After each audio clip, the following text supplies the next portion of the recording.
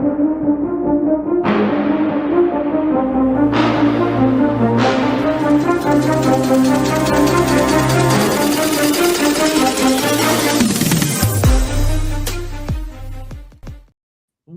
back to everybody's favorite Wednesday night episode of Wire2Wire Sports Podcast. I'm the NFL GS Gene Wolzak, and in the upper left corner, we got Kent State zone, Cleveland zone, college cutthroat. Gentlemen, this is always a fun show. Obviously tomorrow's fun because you get to eat. You hopefully get to spend it with a lot of people that you care about, and you get to watch a ton of good football. And then, of course, it all leads up to you got a Black Friday game, which I'm sure you guys are going to talk about later here. And then, of course, on Saturday, you got a ton of good college football. So I'm feeling good, man. It's always a good week for us. Will Shally join the team? That's all I'm asking. Will Shally join the team? In the upper right corner, we got Scholastic Shally, Uncle Shally, Sweet Potato Shally. Mr. William Shallcross, how you feeling? Good. It's good. Good to be back. Festive week. I agree with Cottrell. This is always a fun show, and it's fun that we always get to have the Thanksgiving Eve show. So saves us from all going out and drinking. It's a good thing. I'm going out afterwards. I just had vodka in my vitamin water. What are you talking about? Oh Lord. I'm getting lit tonight, boys. This should be up. I'm ready to rock and roll. What are we doing? We should turn this into a drinking show every year. All right, look, up down. What shit there? Say no more. My window or something? I don't know. Get some Christmas out, we'll get it going. We'll find out eventually. I think I can get him. I think Shally is going to join me today. Nope. It might not be today. It might be next week. They lose to the Bears. He might join me next week on the Negadelphia.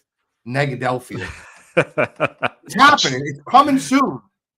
I told you it was going to happen last week. I did didn't too. want to listen. By the way, we had a great segment on the Eagles last week. I posted the Eagles were going to lose.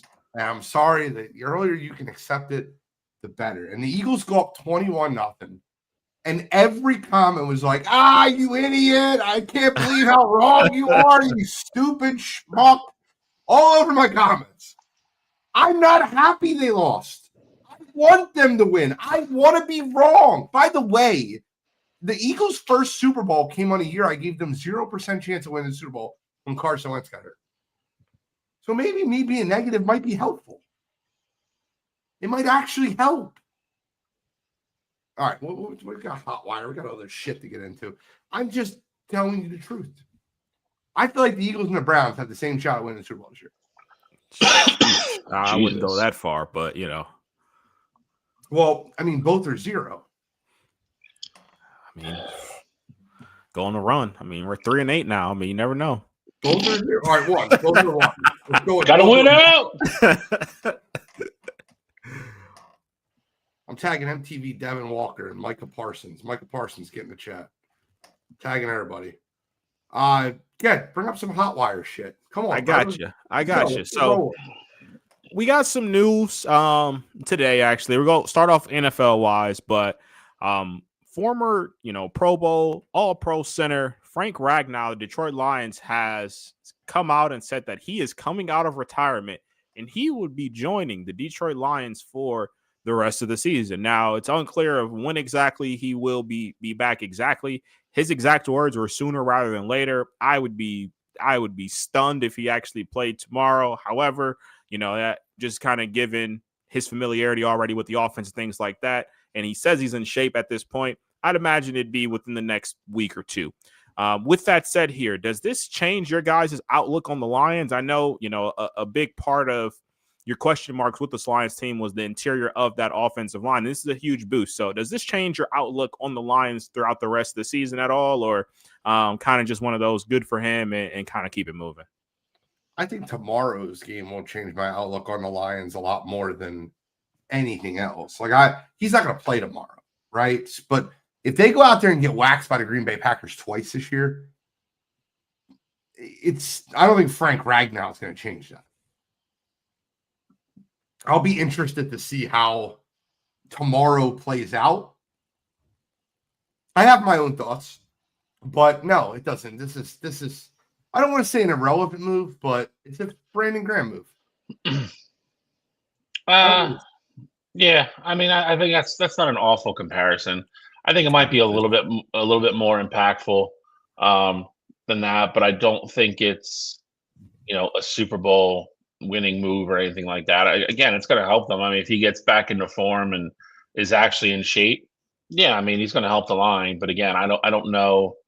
I don't think you can sit here and say this, moves them necessarily up the ladder or up, further up, the odds list of where you thought they were in regards to winning the Super Bowl. I think it helps them be a little bit better team, a little more sound offense. But again, I don't think it's drastic. So I 100% disagree with the notion that it's a Brandon Graham move. And I know you guys aren't saying it as like it's an apples to apples thing there, but let's not forget Frank Ragnow is coming off of back-to-back all pros and he's only 29 at this point. So I think it's a huge upgrade for that Lions interior there. And that's a position where we had a lot of question marks with him. Now, do I think him coming back all of a sudden just makes me think they can go win the Super Bowl? No, I don't think that. However, I do think for an offensive line who has struggled in that specific area, if he comes back and he's the leader and he's helping out, and Jared Goff's a vet at this point, but if he's helping out with protections and he's picking up the slack for other people that may have missed assignments and things like that, then I do think that could be a huge positive for them. So I think it's more than what the BG signing is, but I don't think it's a Super Bowl, winning move there. I think it's somewhere in the middle there. It may help them win an extra playoff game in there, maybe here and there. It ultimately may put this team in the playoffs. I think this Lions team has been a Jekyll and Hyde kind of team there, and you saw Dan Campbell take over the play calling and things like that there. So NFC playoff race is getting tight there. I think this can be a move to for sure solidify them in the playoffs and maybe win them an extra playoff game down the line. Okay. The reason I said it was a BG move is I think it's more of a locker room move. I think it's more of a leadership move. I don't necessarily mean apples to apples, they're the same player. I just think the upgrade you're getting at Frank Ragnow at center, not having an off season, not having a training camp. He could say he's in shape all he wants. BG said he was in shape. We all seen what the hell that looked like. Well, BG's 40 though. Frank Ragnow's 29. Yeah, but he hasn't played football. You're right. I'm not saying he's in football shape. So when is he getting in football shape? By playoffs? Maybe. If they make it, they're out of the playoffs right now. Yeah. He won't be in football shape for a while. No, I agree. I agree with that notion. Tomorrow, I got news for you. They're not making the playoffs. So, it's what it is. I think this can be a move that helps them ultimately make the playoffs. Like I said, I don't think this is a Super Bowl winning move or anything like that, especially at center. Like you're going to be hard pressed to just have your center come in and it change the dynamic of what your future outcome will look like. Now, one guy that could do that, not right now because obviously he's not ready to play, but Jason Kelce would be like the one of the only exceptions to that. Like if he was a bigger guy and things like that, like I think that's 100%, especially with the Eagles offensive line issues, things like that. That's a different conversation. But Frank Ragnow, not there. So hard to move the needle like that from the center position. Okay. I don't think Jason Kelce would move the needle at all. I think he'd be right now, no. The center if he came back right now. Yeah, right now for sure. I mean, he's probably 240. Like he's lost a lot of weight. Like he's not lost a ton of weight. Yeah, so he's not the same guy. I'm just saying, like, as far as I get it. If he came back while he was where he was at center, but I think that it's a nice move for the locker room is what I essentially meant, and I'll stand by that. All right. Anything else on Ragnow before we go on to our next topic here? More. All right. So something that we really kind of already knew, or I felt like we felt that this was going to be happening here. But Chris Paul has officially announced that this will be his last season in the NBA, and he will be retiring after this season. Now, it's funny because Chris Paul's always a hot button topic on this show here. With that said, I'm not a hater. I'm a realist. But with that said, definitely want to give Chris Paul his roses here. I hope he actually does get. I hope he does get a farewell tour. I hope teams show him the love because he is a no doubt about it. First ballot, not even just because of the NBA how it is, but no doubt about it, first ballot Hall of Famer. So wish him the best on the farewell tour, and I hope he gets what he deserves. This is nice. Where the hell did this come from? Like I said, I'm a realist there. We're not talking about Chris Paul in comparison to others. Did Chris hit on you? I just want to know. They had a party one time, and here's Child. I'll go to you right after this, but the fourth greatest point guard of all time is hanging him up. My question is this, right? Kobe got a farewell tour. Paul Pierce did not get a farewell tour. Do we think Chris Paul gets a farewell tour? Because he's in between those two. I think it depends on where he's at, but I do think certain teams will probably do something for him. I would say he's definitely more on the like side of Kobe than probably the Paul Pierce side. If I had to venture a guess there within the NBA community, and I don't really usually get involved in the bickering between you two of Chris Paul, but I will say, I don't really have much to add other than what Cottrell said in regards, like Gene just said, top 5 at his position all time, no doubt about it. Probably could argue, I guess you can't argue top 3. But absolute first ballot Hall of Famer, one of the best to ever do it. I think you have to also include, he's one of those guys that, to my recollection, I can't remember him ever getting in trouble off the court. For all intents and purposes, a really stand-up guy. I know does a lot of the community, a lot of charity work. I know he was a player rep for a while as well. Just a matter of it's a lot of he's one of the greats to ever do it, one of the best of our generation by far, and it's going to be sad to see him go, but at the same time, I think it's time for him to go. So, probably going to leave without the coveted title, but I don't think it's. I don't think it'll. We'll see. I don't think. We were almost done. At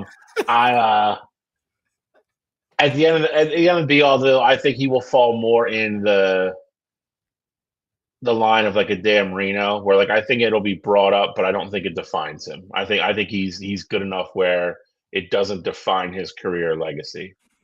I want to lock into one thing that you said. You said it, and you cannot take it back. I'm gonna hold you to it because Cottrell's gonna argue it, and I heard it, and it came out of your mouth. I need you to lock in on your statement that you made. You said no doubt about it, top 5 at his position of all time. Yeah, which you said. Okay.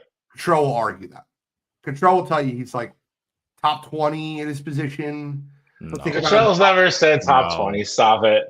Stop. You're trolling. You're trolling now. You're trolling. All right. Go ahead. Cottrell. Chris Paul or Steph? Steph. Zeke. Magic. Jason Kidd. Let me go. There's more. I'm just thinking of it. Steve Nash. Chris. We've already hashed that out. Oh, we hashed it out. Okay. Oscar Robertson. See, I didn't see Oscar play, but John Stockton. Chris, I'm anti John Stockton. Okay. Why are you anti John Stockton? Just out of curiosity. Just like when I think of great point guards, like I'm not going to say obviously John Stockton was a good player, but when I think of like the all-time greatest, I think of needle movers, and for me, passing the ball and defensively, he was incredible. Like I don't want to take that away from him, but passing the ball down to Karl Malone and not really being a true Robin for him. It was like, hey, here you go, Karl. Like I'll set you up to do everything, but never being the true Robin. Was it a true Robin?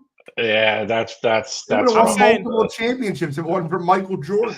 Yeah, that's rough, bro. Averaging what though? He has the most assists, the most steals in the history of basketball, and that's absolutely incredible. That's absolutely incredible for a career. 18, 19 points a game. Let me see. I'm almost sure it's like 18.9. I was gonna say you did not average that much. Promise you didn't. Maybe 13. It is 13. 13. He's not wrong. Yeah. That's for me, that's not and I get it. Assists are very important for a point guard, but for me, that's not a top 5 point guard all time.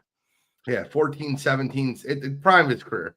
14, 17, 17, 17, 15, 15, 15, 14, 14, 14. Yeah, I get it. I follow your point. Got to remember too, different game back then. I mean, point guards back then were more the prototypical point guard. Like that was his job. But I'm not saying Magic also played back then, and I'm not saying he's better than them, but I think you saying he was a good player, I think is a disservice to him. Absolutely. He's a top 10 point guard all time. When I say good player, I don't mean it like a true disrespect. I'm saying like when I'm talking about top 5, like for me, he's not in my discussion. All right, so you have Chris 5 though. Chris would probably be at 5. Okay, that's fair. As long as you have him over Russell Westbrook, we're okay. Conversations can be had, but Chris is better. All right, there we go. That's all I need to hear. Can we get out of here with you guys on an agreement? It's the night before. We're good. It's the night before a holiday. I have him 4. He has him 5. I'm fine with that. Let's move on in peace. All right. So nothing else. We're leaving that where it is. Yeah, it's fine. All right. Well, moving on then.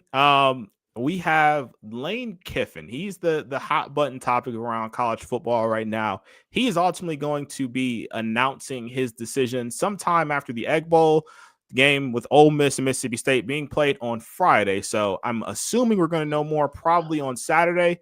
Tune in to Coast to Coast. We'll have the breaking news if it drops. But with that said here, though, definitely wanted to get your guys' opinion before we get things here, get some speculation from you guys.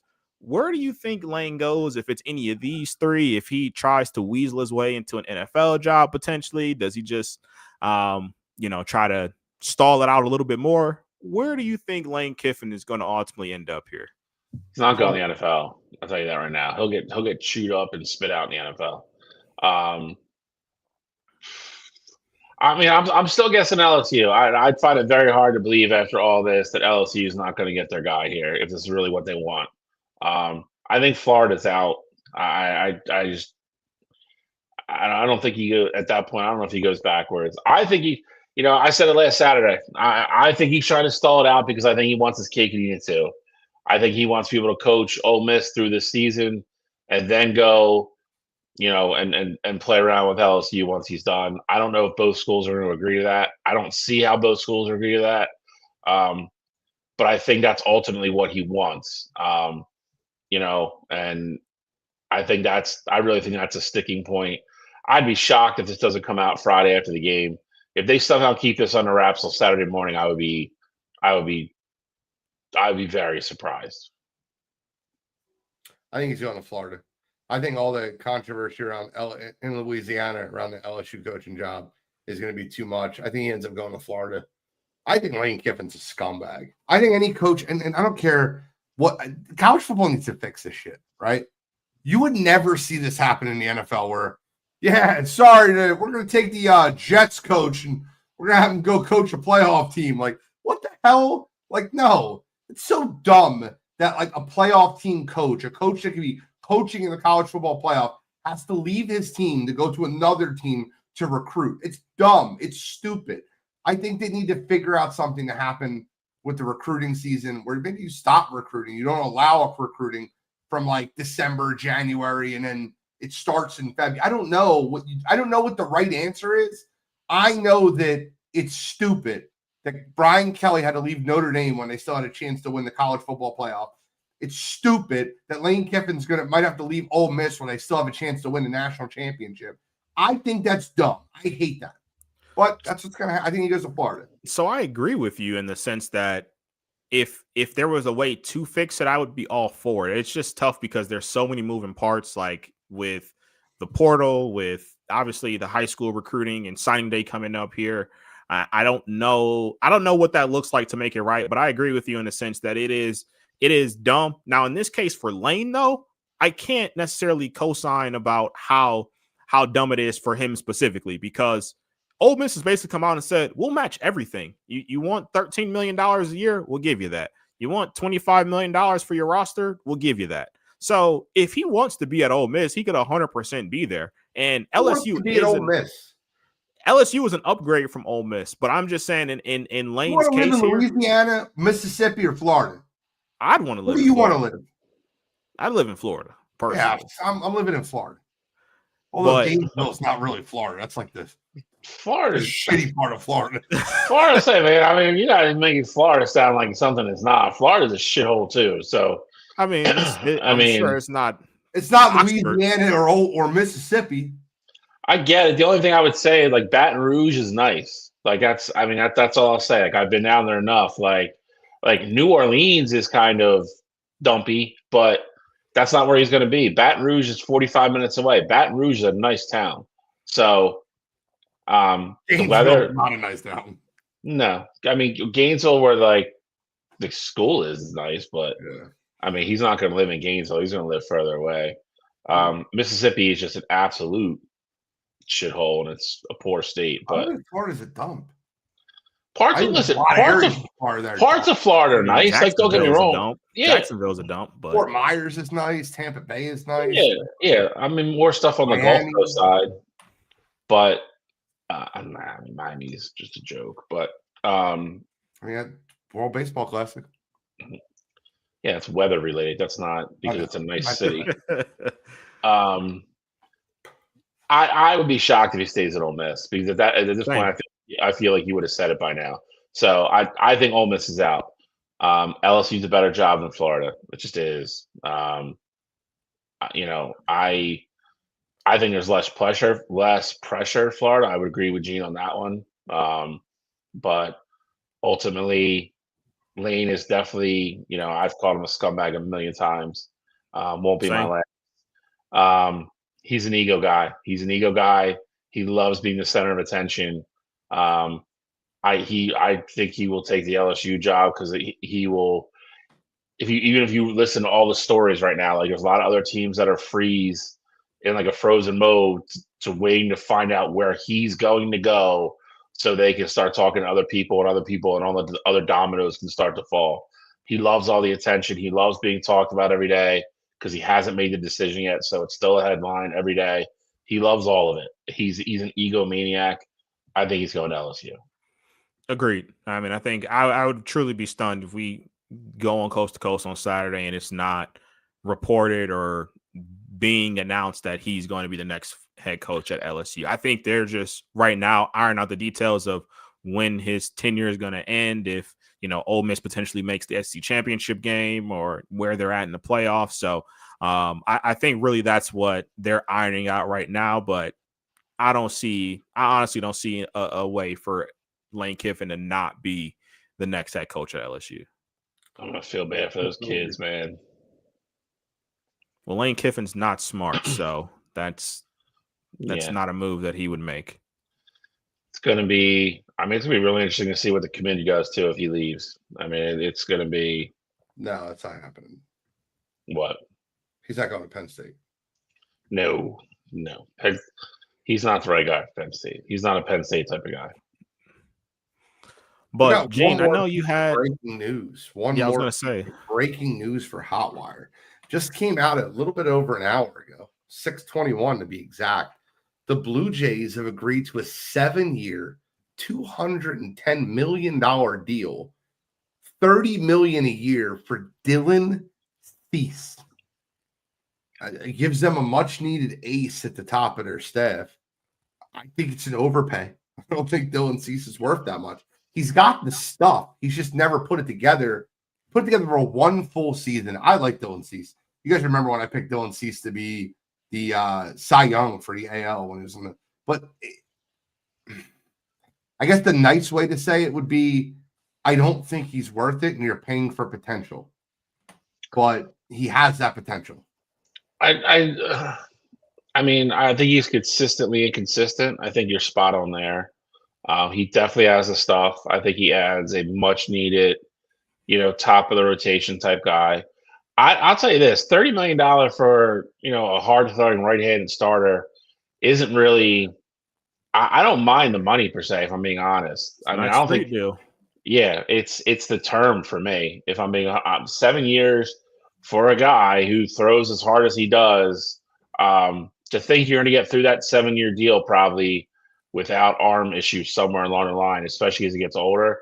That would be my concern. Yeah, I mean, I think it makes their staff a lot better. You have Gosman at the top. He's a rookie that I can't. His name's escaping me now, but pitched his ass off in the World Series. That's a big move for Toronto, no doubt at all. That is a, we're gonna try to win now type move. So How about Trey Savage? yes. Incredible. Yeah. So that's a big move for Toronto.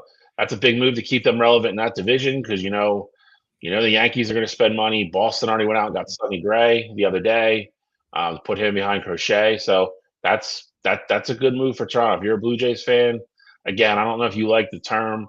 I don't hate the money. I'm not in love with it, but I don't hate it as much as Gene probably does. But it's a big move.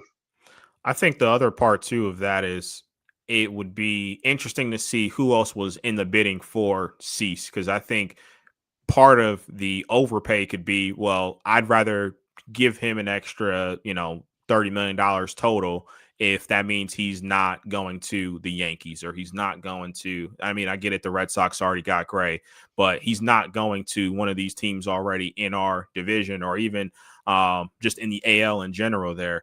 I think it's a move that kind of surprised me a little bit, though, because in that World Series, I wouldn't say pitching, like starting pitching was like the reason why they didn't ultimately win that World Series. But I also understand it because you're probably not going to re-sign Bieber, is my guess, especially after making this move. So you kind of take that out the rotation there. But ultimately, I think it's a move that keeps Toronto 100% in that contention there. And if you can go out and add a no doubt about it starter to your rotation there, like why wouldn't you go do it? So curious to see what other moves they make. Cause like I said, I don't think this was starting pitching was the reason they lost that World Series there, but definitely think this is a plus move and, could potentially move the needle for Toronto next season. I'm ready.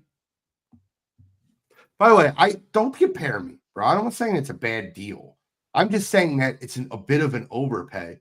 Like I don't hate the deal for Toronto. I just think that it's a bit of an overpay. Now, what it is this, right? When the Phillies got Zach Wheeler, it was a bit of an overpay originally. And guess what? It turned out to be Zach Wheeler well outplayed that contract. I think that it's possible that Dylan Cease could outplay that contract. And you saw him 7 years at 29 years old. Yeah, he could 100% be one of the top pitchers in baseball, and that deal could be a bargain. I'm not saying that it's a bad deal. I just think it's a bit of an overpay. But we'll see. Long as you get, I would say, in my opinion, I think a win is if you get 3 to 4 years from him and ultimately you win a World Series, the money will work itself out. Shao, you ready? Put the gloves on. Sure. Put the gloves on, Shao. Guys, I got it. I have to. I've been waiting for this show. I didn't even unload on the morning show. I've been waiting for this moment. 7:30 Eastern Standard Time, Wednesday night. I've already said this. I'll say it again. The Philadelphia Eagles will not win the Super Bowl. Not probably won't. Not kinda, might not. Will not. Staple it. I put the Eagles in the same category as the Browns, as the Dolphins. Teams that aren't eliminated yet, but they kind of are. They go up 21-0, and this is my point, right? They have massive issues at the offensive coordinator situation. And I'm putting this in 80% on Kevin Patullo and Nick Sirianni. I'm not saying to fire Nick Sirianni. I'm not going to be crazy and say to fire a Super Bowl winning head coach half a year after winning the Super Bowl. I'm not saying that. But this is what happened in 2023 when you lost your coordinator in 2022 and you promoted from within. Cottrell, I said this in February. In February, I said this. I said, Cottrell, The Eagles better not promote from within. Please don't give this job to Kevin Patullo. I've seen it written on the wall. And I'm going to make a declarative statement right now. You guys might think I'm an asshole for saying this. You probably will. It's like right up there with Gene could beat Ronda Rousey in a fight. I swear to God, I believe this. Like, right hand to God, if my full-time job was to be the Eagles offensive coordinator, I think I'd do a better job than Kevin Patullo. Oh, boy. I really believe that. How the route concepts are so base. Listen, Nick Foles gets on TV and talks about nicest guy ever. You might not know this, Cottrell, but I know Shally does. One of the nicest, most humble guys ever. He goes, well, it is pretty easy for the defense to read. AJ Brown, his checks are at 6'12", like literally telling you how easy the routes are. Ocho Cinco's, if I can sit there and tell you the routes and I'm not watching film, then I'm sure the defense who's watching film can tell you the routes that he's running. I cannot understand how you made Saquon Barkley, who was the number one. Now, listen, some of this is on Saquon. There's a reason it's 80% because he's missing holes. 100%. There was a toss play versus Dallas that I broke down that was so bad. Like, he literally had a hole right up the middle, like right down, like all over the left tackle. And he went to the outside. He's making business decisions where he's going out of bounds, outside dropping his shoulder and running through someone. Some of it's on Jalen, not throwing the ball in the zone coverage. There's a reason there's 20% there. But they went there with a game plan, and the game plan was working. And Dallas adjusted at halftime. And when Dallas adjusted at halftime, Philadelphia didn't have a goddamn clue what to do. It's like, oh, shit, these plays aren't working anymore? I don't know what to do. Inside zone, inside zone, inside zone. Stop running the fucking inside zone. It is maddening to watch. The offensive coordinator sucks. Hey, Control, you don't call plays offensively. I'm going to ask you a question. Teams running cover one press man. What are you're running the ball or passing? I'm personally passing. With the Eagles offense, I'm passing. 100%. How about this? Ready? Teams running cover 3 zone. Are you running or passing? I mean, depends. I probably run, but I mean, you can get holes in cover 3. If there's a 3 deep safety look, you run the fucking football. If there's a single high safety look, you pass the football. If a team is running cover 1, and I hate to get too technical. Some people don't even know what cover 1 is. I hate this. I'm arguing with Eagles fans all week. They're like, yeah, cover 1. I have no idea what I'm talking about. If a team's running cover 1, that means they have 1 high safety.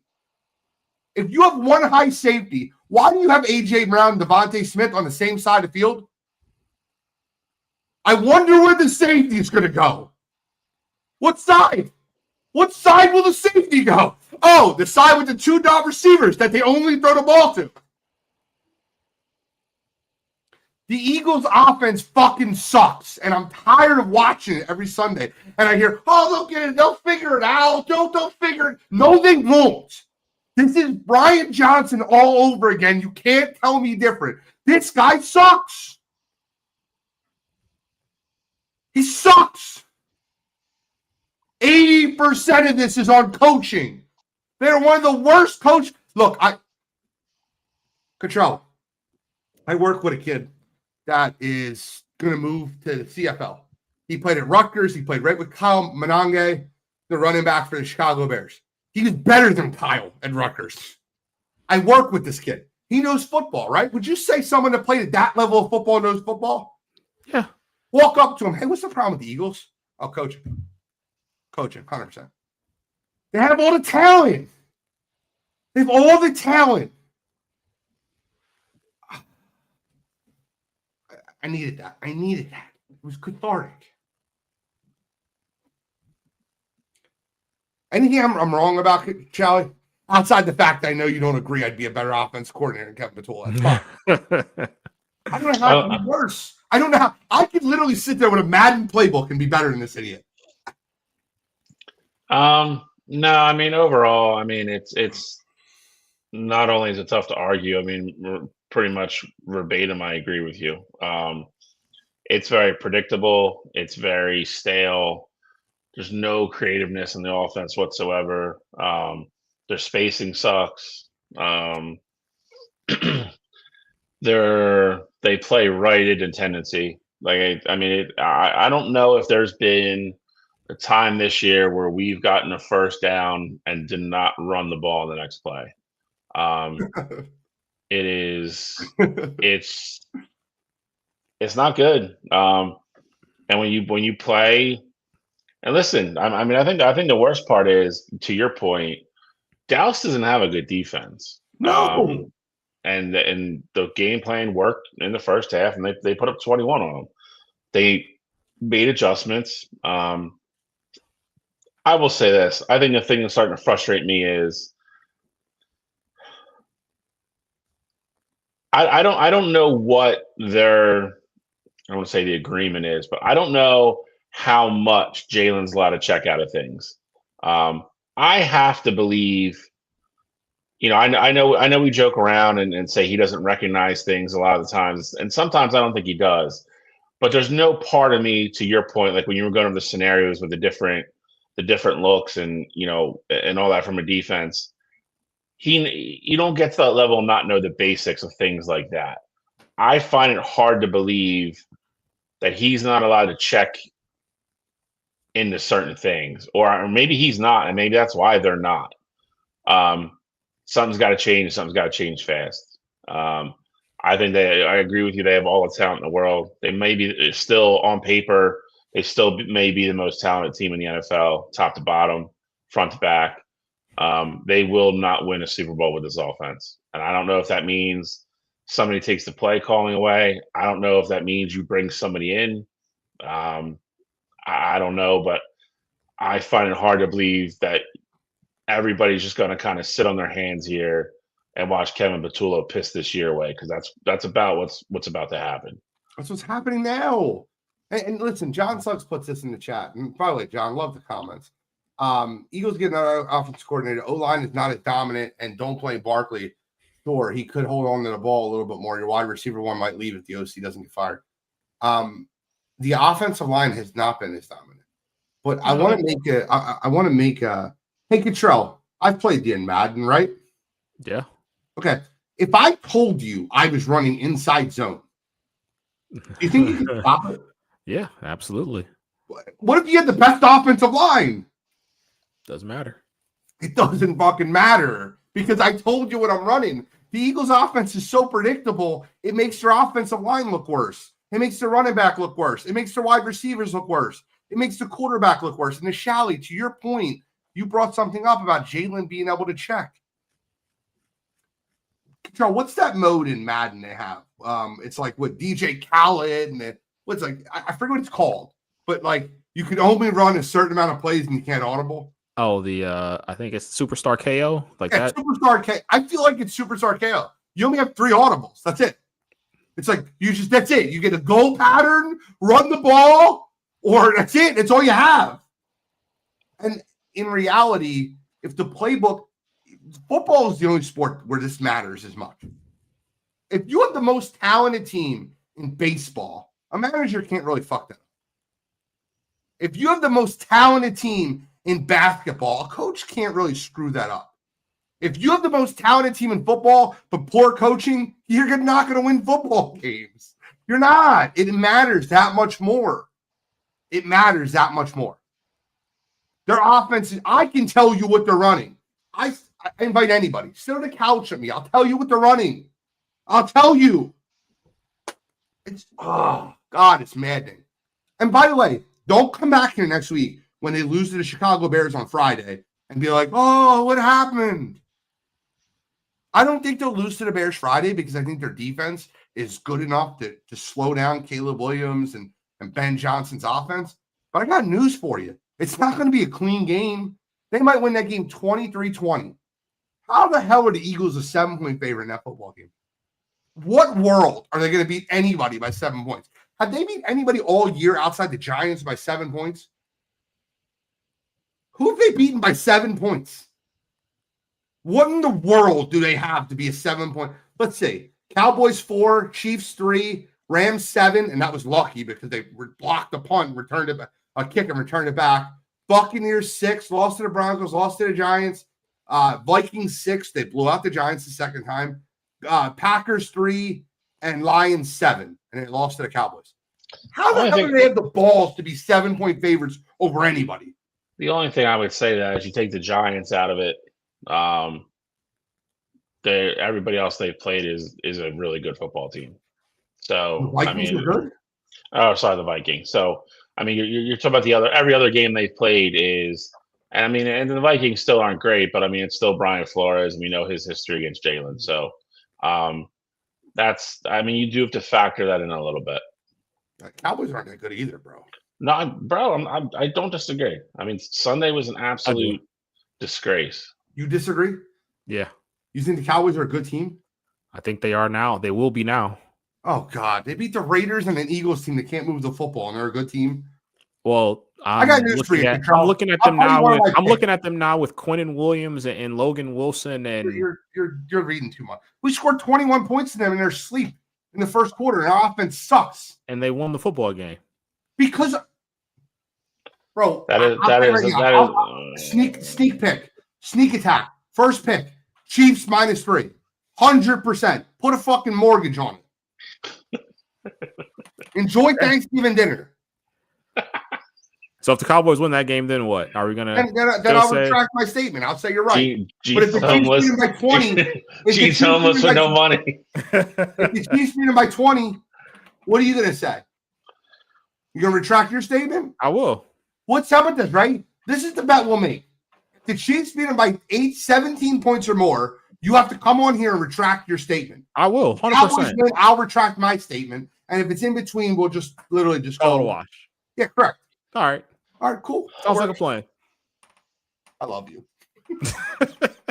I'm in a good mood. I get it. I mean, I get it. It's the Cowboys. Hate them. I thought they sucked beforehand. I thought people thinking just because they got George Pickens that they might be contenders, and I thought that was Looney Tunes. But you go out. I thought they made 2 really good deals. Quinnen Williams in the middle. Then you go get Logan Wilson. And they got Malik Hooker back. Bland has been back, in recent weeks there as well. Like I think that Cowboys team has potential. Okay. Eagles lost that game. Cowboys didn't win it. I agree, especially with the turnovers. And I mean, I'm surprised you guys haven't even really gotten into that, because I still think you're in a position to win, even with the offense being as bad as it was in the second half there. Between the turnovers, with uncharacteristic fumble, and then the punt return is something that just can't happen. The punt return didn't hurt them. The Cowboys went through it on 4th down and didn't get it. But I'm just saying that's another possession. Like, essentially, if you're playing the clock game at that point, like maybe you ultimately get in overtime because the Eagles get a 6-minute drive, there, or maybe they get points. Same spot. I mean, I get it. I mean, that was a dumb bonehead move for that. And by the way, this is why I got cut from the Jets, which pisses me off because I was standing up for this kid. Xavier Gibson. He was cut for the Jets because he fumbled a punt and it cost him the game. Yep. He went to return the ball at the 1-yard line. I'm screaming at the TV, let it go, let it go, let it go. What the hell is he doing? And then he fumbles the ball. I lost my mind. And the Eagles get a stop. The Eagles defense gets a stop. Like, we can talk about the Cowboys offense. The Cowboys offense didn't do shit. They scored 24 points, but the Eagles went 3 and out 7 out of 8 times. And the one touchdown that they scored was, and listen, calls had nothing to do with it, right? I'm not going to get zebras or referees. They weren't good, though. No, but CeeDee Lamb pushed off of Cooper DeJean. Yep. And they call DPI. If you call nothing, he catches the ball, I keep my mouth shut. It's hand fighting. It's fine. But, like, come on, bro. He pushed off of Cooper DeJean, and we're like, well, Cooper DeJean can't really play the outside. Why the hell can't he? I watched that play with my eyes, not with the stats tell me. Well, he had 2 X plays on him on the outside. He played good defense on that play. Shut up. We destroyed you in the Super Bowl. Hell up, clown. How's 40-22 feel? I'm kidding, bro. Thank you for listening to the show. Hope you come back. Listen, I'm a typical Eagles fan. You're going to get it from me today. I'm in a good mood. This is Happy Thanksgiving. This is Gene. You hate to see Gene in a bad mood, right? I'm sweating. That's how annoyed I am. It's the vodka. Well, I mean, I will say, Sunday was one of those rare occasions where the Eagles lost, but the Browns won. So, I mean, I now you get to know what I go through pretty much every other Sunday. So, not even every other, basically every Sunday. That's a perfect transition. I literally was my second NFL topic. Congrats on being a Canadian Football League team. So that's really funny because you brought that up, and 100% that was second on my agenda. And I asked you this already over the phone, but I'm going to ask you it live on air. So you're prepared. You're very prepared. I was. I watched the whole game. You watched the whole game. Yep. A lot of America did. A lot of America seen Red Zone. I don't know if Shalley's seen the whole game. Probably didn't. I wouldn't tune in to see Browns, Raiders unless I was a psychopath like me. I watched a big chunk of it for the obvious reason. Control, what would you give a grade for Shedeur Sanders? So what I told you on the phone and what I'll tell you again is I am somewhere in the B- C+ range. I thought it was slightly above average. I thought there were a few throws that he made that give me hope and, definitely gave me some excitement. He threw a bad pick, and I don't want to excuse it, but you could tell that the Raiders disguised the coverage beautifully. It wasn't like he just went out and made an awful decision. It was a bad decision, but the Raiders disguised, they confused him. With that said, though, numbers wise, there was throws that he missed as well there. Like I thought he had some timing routes that could have hit for big plays or could have picked up first downs there. But with all that said, too, I also look at it where I thought the Browns did a bad job of putting him in certain positive situations, just consistently getting behind the sticks. So you get it to second and long or third and long, and it's obvious pass plays. That's not going to help your rookie quarterback making his first start. So I thought there was some good. I thought there was some bad. But with the few X plays that he had, within there, I say it's slightly above average, which is why I said C+ to B-. I respect that. And it's a Browns fan, right? So you always have to go up a grade when a guy's talking about their home team. I gave him a C, and I think that was being generous. He had a QBR of an 8. Which I know QBR doesn't necessarily directly say how the game went, because I don't know how you can watch that game and see Geno Smith and have Geno Smith with a higher QBR than what Shedeur had. I mean, he had a higher completion percentage. He threw for more yards. Like, the difference is the fact that he got sacked 10 times and his offensive line stinks. I watched that game, and I thought Geno Smith tried his ass off, and that offensive line did him no favors. I mean, now, granted, the Browns have one of the best defensive lines in football. They do. They have one of the best defensive lines in football. So, Myles Garrett, by the way, I wanted to see if you walk back your statement that you made earlier about Myles Garrett being a goddamn ghost that you made a month ago, and now he's going to break the sack record and be a runaway DPOY. Well, I mean, yeah, when you have, 13 sacks in 4 games, I mean, yeah, that changes things a lot. So, I mean, 4 weeks ago, 100%, he called him out, and now he's doing his thing. So maybe he's been watching Wire2Wire. So, I mean, I will 100% walk it back. You go out there, you play well, I will call it how it is, but let's not act like, the majority of these sacks haven't come within the last month. I mean, you have a 5-sack game, you have a 4-sack game. This week you had a 3-sack game. So give credit where credit is due. The 2 throws that Shedeur made out of his 11 completions. Actually, I'm lying because he had 2 balls that were dropped that I felt like should have been caught. And that's unfair. But the 2 completions that I was impressed with most was obviously the 56-yarder on the money, on the run to Isaiah Bond, or 52-yarder, sorry, was incredible. That's a throw only 5 quarterbacks in the league can make. Rolling right, on the run, on the money, like perfect throw for Shedeur.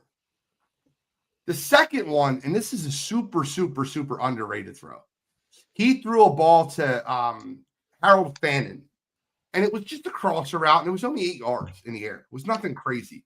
But it was the loft, and it was the way he led him that gave me, oh, wow, I love it's the touch on that pass over the defenders that led him upfield that I thought was a great pass.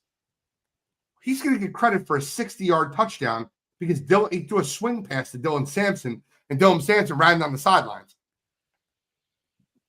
To be fair, he did throw a ball to Jerry Jeudy that was perfect, and Jerry Jeudy decided he wanted to look upfield. I don't know what the hell he was doing. And then Jerry Jeudy caught a ball and starts running down the field, and then wants to hop, skip, and a jump and fumbles it. I thought Shedeur was a C. He was okay. He had a QBR of 8. He was bad for times in that football game. The part that frustrated me most about Shedeur was after the football game, even before the football game. Oh, are you mad at this? Do you like the fact that he uses I and me and I'm what they've been looking for? And I mean, do you think? 95% of the time when they're asking him questions, it's about us. It's about team. But that specific question was, what do you want to show Cleveland fans about this start? What do you want to show? I don't want to show them that my teammates are great. No, that's not what the question is. So you ask me a direct question about me making my first start. I have no issue with him having confidence or, saying that to try and excite a fan base. 100%. This is your one opportunity to go make a moment out of it. And I have no issues with that. I don't know. I wish there was a little bit more about we and me and then me. But yeah, what are your thoughts? I'm sorry, I didn't mean to. No, you're good. Listen, I think I think he looked like a rookie making his first start. I think that's what he looked like. I think there was, again, we talked about those 2 throws. I think there was 1 or 2 others he stepped into really nice and threw a really good ball. I think there's a couple that he missed that he would love to have back. Interception was bad. But I think it's just I think the biggest thing is, does he look like he improves this week, even if it's a little bit? I think he did really well with kind of straightforward concepts, like this guy's going to go here, throw the ball there. Once they start getting him into layered concepts and stuff like that, then I think we'll have a better idea of what he has or what he's going to be. And again, he's even if he starts the rest of the year, he's only going to leave the season with a handful of starts. So I think if you're Cleveland, I think you see enough to be cautiously excited, cautiously optimistic. But the reality of it is, we don't have a clue yet. He's played 1 game. Ultimately, my thing is ultimately he's looked better in 1 start than what Dylan Gabriel has looked in 6 starts with the Browns so far. So granted, that's not really saying much because the offense has looked awful pretty much all season. Joe Flacco, Dylan Gabriel, whoever's been back there, the offense has looked horrible. I'm not saying it looked great with Shedeur, but the potential is there. So I do just want to see more. So if nothing else, I'd love to see him for the rest of the season to just see if, all right, can this guy be a potential starting quarterback in the NFL? Is he a future bridge quarterback in the NFL? Does he suck? Or is he a career backup? I think 6 more games of this can help you figure out what bucket Shedeur is going to fall in.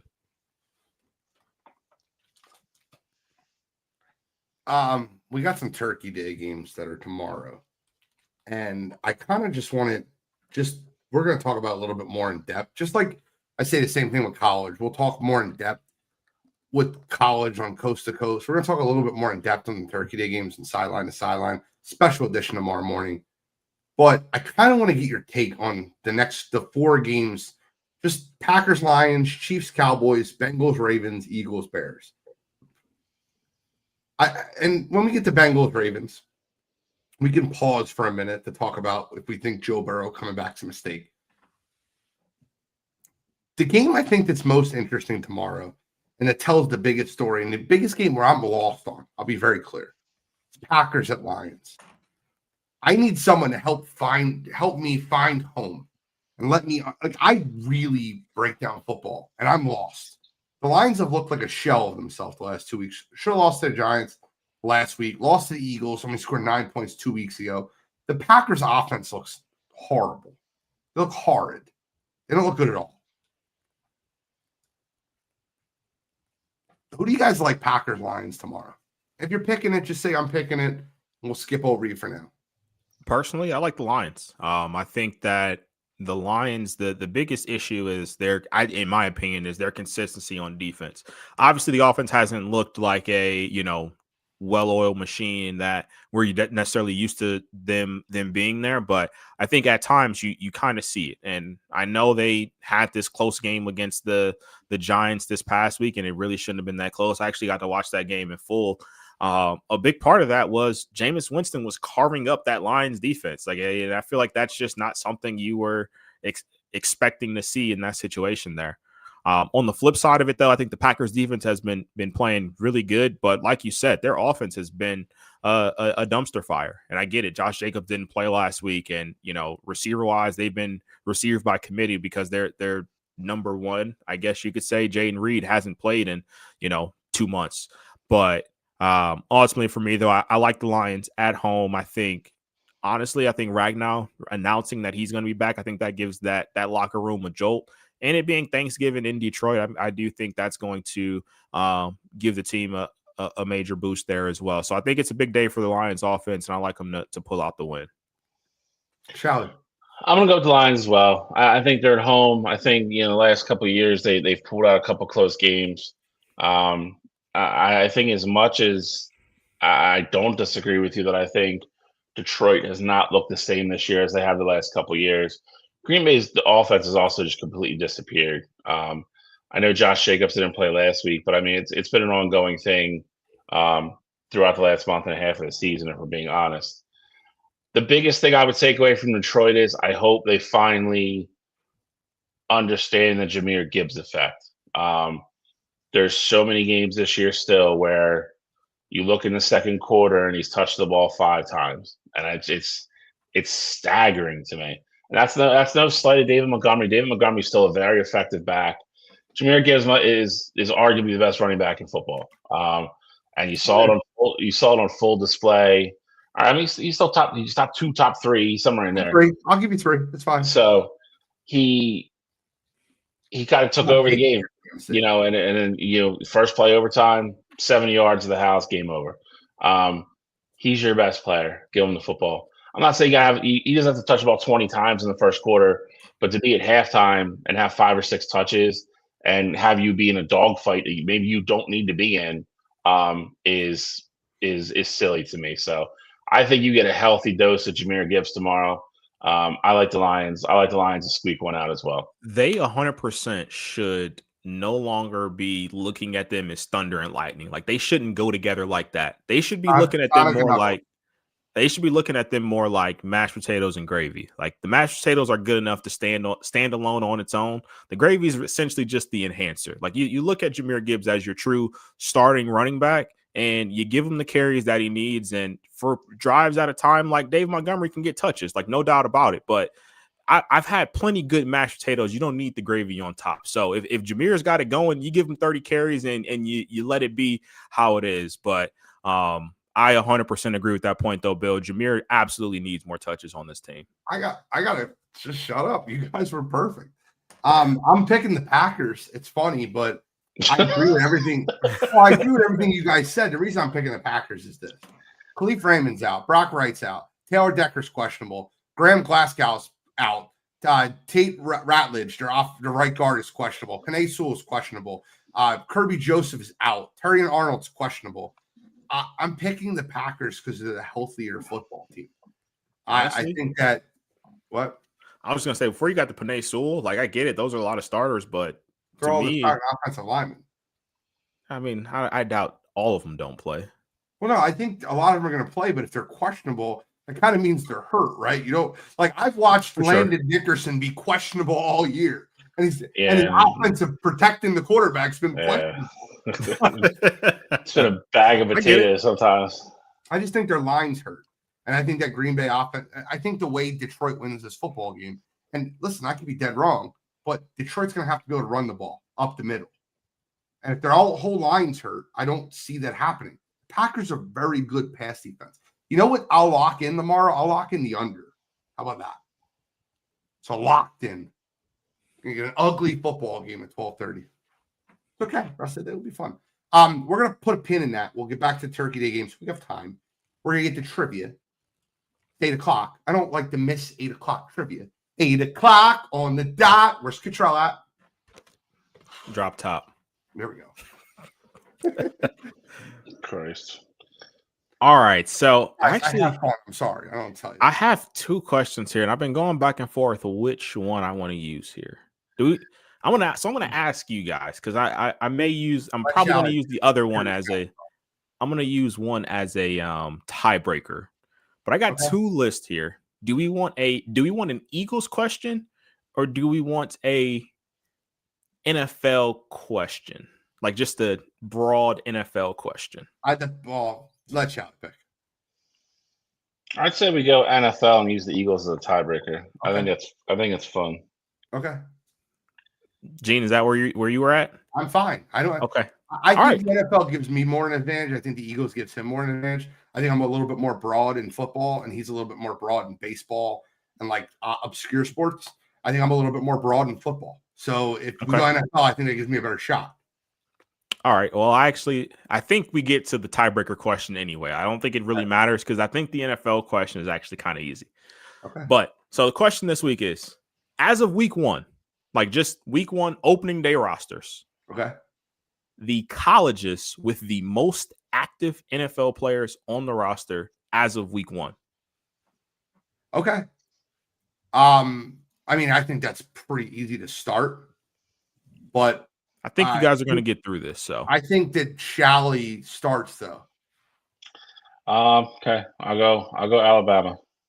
Alabama, number 1. I'll go with the Ohio State. Ohio State, tied for number 2. Okay.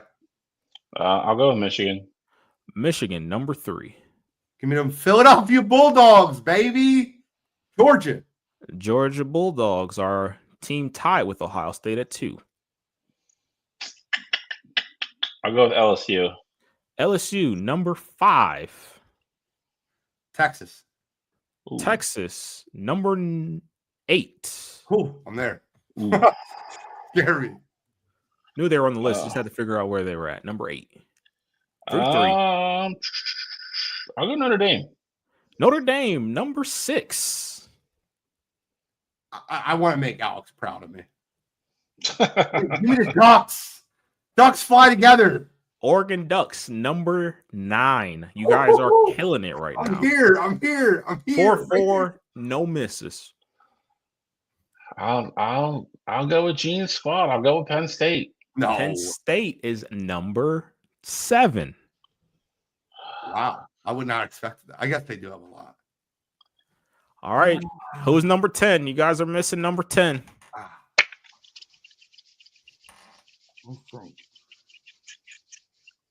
I have 2. It's got to be one of the 2 of them. Hopefully, Gene doesn't get it. Can you tell me the 2 you have, and I'll pick out of it? No, absolutely not. Control, do me a favor. I'm stalling. I am. Can you read me the 2 I've already been? All right. So you guys already have Alabama, Georgia, Ohio State, Michigan, LSU, Notre Dame, Penn State, Texas, and Oregon. For what it's worth, Bama was at 1 with 62 players on the week 1, like active roster there. Oregon is at number 9 with 35. So it's going to be less than 35. I'm between 2 schools. I actually have 3 now. I'm a little concerned. I'm between 2. The 2 schools I'm between are Oklahoma and Clemson. They're the 2 I'm between. Okay. Oklahoma's got a lot of freaking quarterbacks. They're in the NFL right now. Lincoln Riley's produced a lot of them. Clemson has a lot of defensive players, running backs. You're gonna give me one of them. I know. Boomer Sooner. Fuck. Oklahoma, number 10. How was Clemson 11?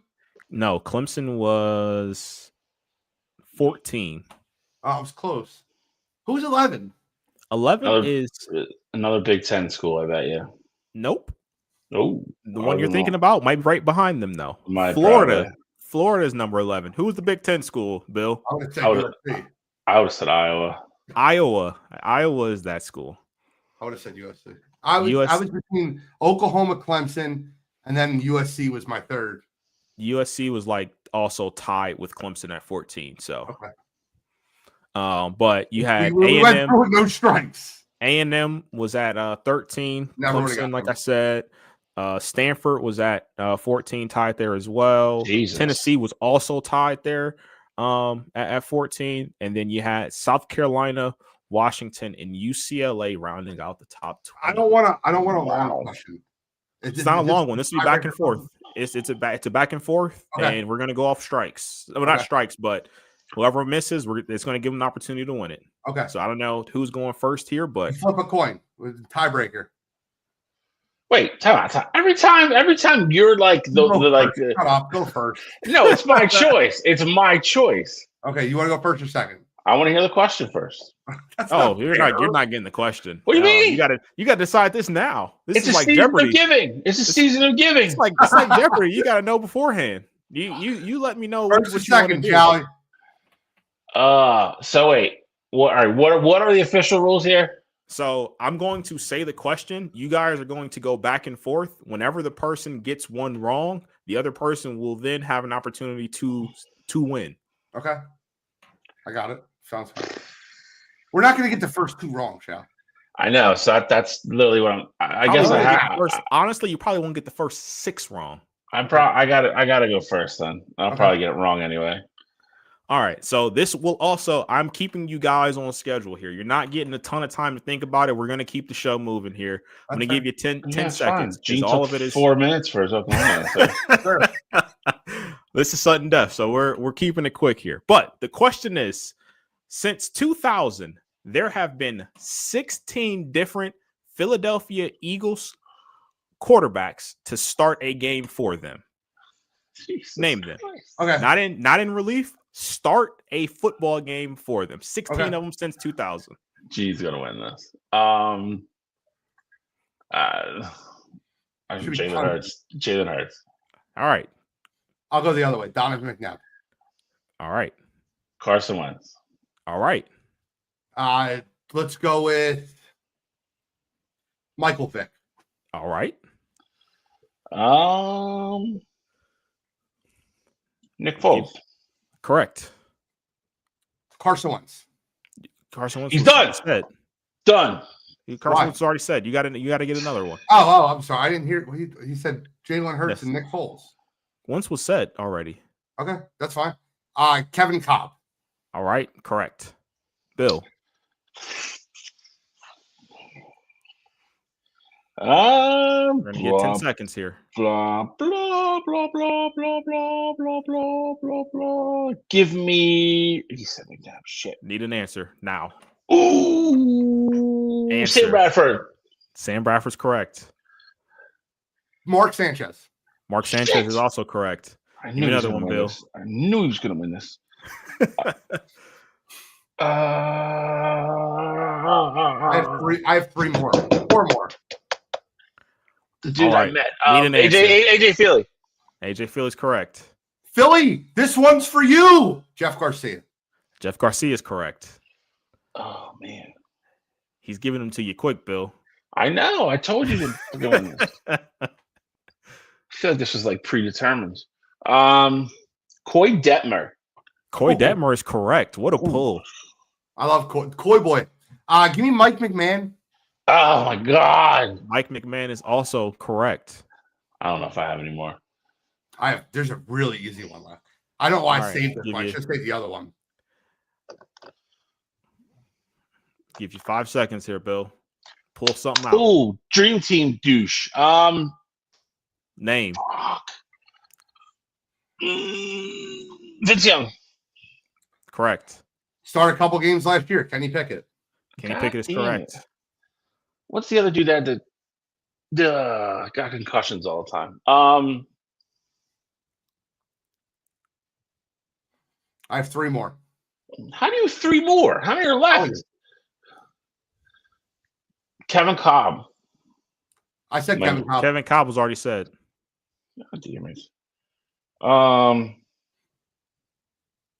think I'm out. I don't Right. have one. Need an answer from you. Nothing? I ain't got one. Gardner Minshew. Fuck that guy. Gardner Minshew is correct. Nate Sudfeld. Nate Sudfeld is not on the list. What? Might have Nate came in Sudfeld 100% started games for the Eagles. did not start games for the Eagles. Wow. You Got just the need to list go here. one more round. Got the list here. You need to go one more round, Chow. I was going Who Gardner Minshew. else didn't we get? You did not get Tanner McKee started a game. Last year. And that is the last. Yeah, Tanner McKee was the last one. So we got 4. You got 15. it's impressive trivia. Step up your game, Cottrell. I'm so shocked that Nate Sudfeld didn't start a game for the Eagles. Did not start a football game. Do you know how I knew? Preseason game, probably. Do you know what it was?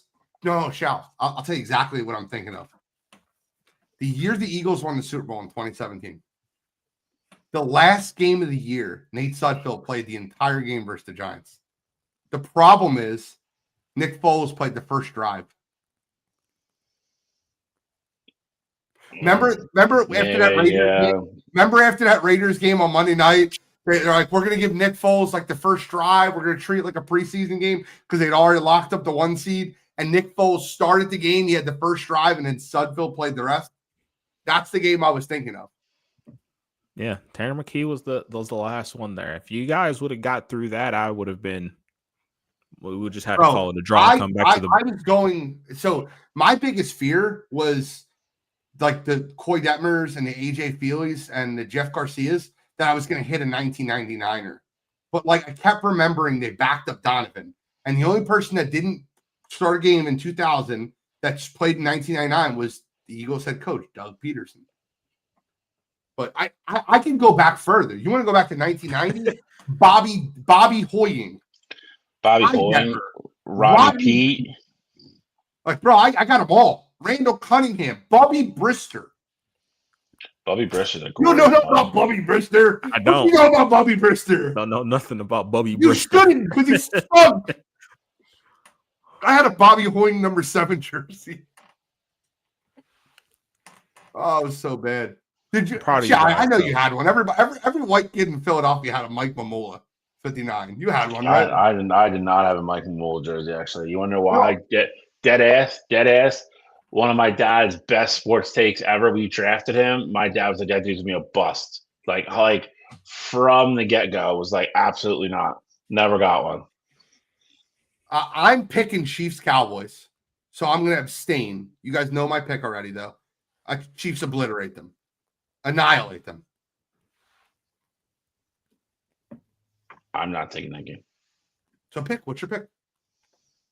I'm taking the Chiefs. I'll take the Cowboys. No way. It's like loser mentality is a sickness. Okay. And the Cowboys make the playoffs. Don't say I didn't tell you so. Make the playoffs. Make the playoffs. Sunday Night Football. What is are they even 500 yet? They're 5-1. They're going to make the playoffs over the Lions, who aren't in the playoffs. The Packers, who are 7-3. They're going to make the playoffs. They play the Lions next week, by the way. They're going to beat them too, right? Where's that game at? Detroit. Nah, probably not. They'll be 5-7-1 before you wake up next Sunday. Nah. They're going to end the year at 9-6-1 and steal a spot. Okay. They might take the Eagles spot. 9-6-1. We don't have 9 wins yet. They might. They should let fans call plays for the Eagles. Like every play, you just pick a new person, they call play. Just like a raffle. They raffle it off. A whole drive. Yeah. Yeah, get a whole drive. And if you put points on the board, you get to come back. I'm down. Now, PA crossers. crossers. You call outside zone. Saquon just breaks it for 85 and it scores. You're like, oh shit! I didn't have a second play. Exactly. All right, so Sunday Night Football, and then we'll get into picks, and then we got to move. But Sunday Night Football, Joe Burrow is coming back, and is he definitely starting? Yes, starting. They announced starting off the IR. He's starting. Joe Burrow's comments, and I love these comments from my starting quarterback, but I'll tell you why I disagree with them. He goes, "I don't care if we're in it or out of it. I'm not going to be healthy and not play. Like I'm ready to play. I'm going to play. That's just all there is to it." Okay, but you're the franchise quarterback and your team's 3-8. So number one, I want more draft picks. Number two, I don't want you to get injured again. You have a long list of injuries. And number three, I don't want to save Zach Taylor's job. Zach Taylor needs to be fired. One of the best takes in the history of this show that aged terribly and then aged perfectly was Cottrell 5 years ago, that said Zach Taylor is a terrible head coach. He shouldn't be a head coach. And then the Bengals went to the Super Bowl and he's like, oh, shit. And then 3 years in a row, it's proven to be perfect. I remember that take like it was yesterday. And I'm like, oh, Cottrell, you're wrong about this one. And then Joe Burrow took him to the Super Bowl. And then since then, the Bengals have been Bengaled. And I'll be honest with you. They need to fire their GM. They need to fire their head coach. They need to clean house. I would call the Jets up like stadium. I would call the Jets up and say, give me 5 first-round draft picks for Joe Burrow. Pack them up in a tractor trailer and just move the team. Cincinnati's such a dog shit organization. St. Louis or somewhere. I don't know. No. I would say this. I don't think what Joe Burrow does the rest of the year is going to have any bearing on Zach Taylor because I think Zach Taylor's gone. So I'll give you the check mark on that one. I would also say if he's not 100% healthy, I don't think there's any way anybody in that building signs off on him playing. So I would give you a little bit of pushback on that one. Listen, if you're a Bengals fan and if you're the Bengals owner and you know how much money you have invested in that young man and what he is and how good he is when he's healthy, I get your sentiment. At the same time, though, if I'm a fan, I want my franchise quarterback to be like, you know what? I'm going out and playing with my guys. Win, lose, draw, whatever. If I'm healthy, I'm a gamer. I'm going out and playing. So I'm a little torn on that one. My thing is, if the Bengals didn't want him to play, they could have put him on season in IR when he first had the surgery. Like if they thought, I get it. You want to keep your options open. You probably didn't think that. Well, you probably did think, but you didn't know if you were going to be 3-8 at the time he came back. Somehow, some way, I guess, if you were 5-6 or 6-5 or something miraculous could have happened there. I guess you want to have that option open, but if you just wanted to save him from himself, essentially, you had the option to put him on the season in IR there.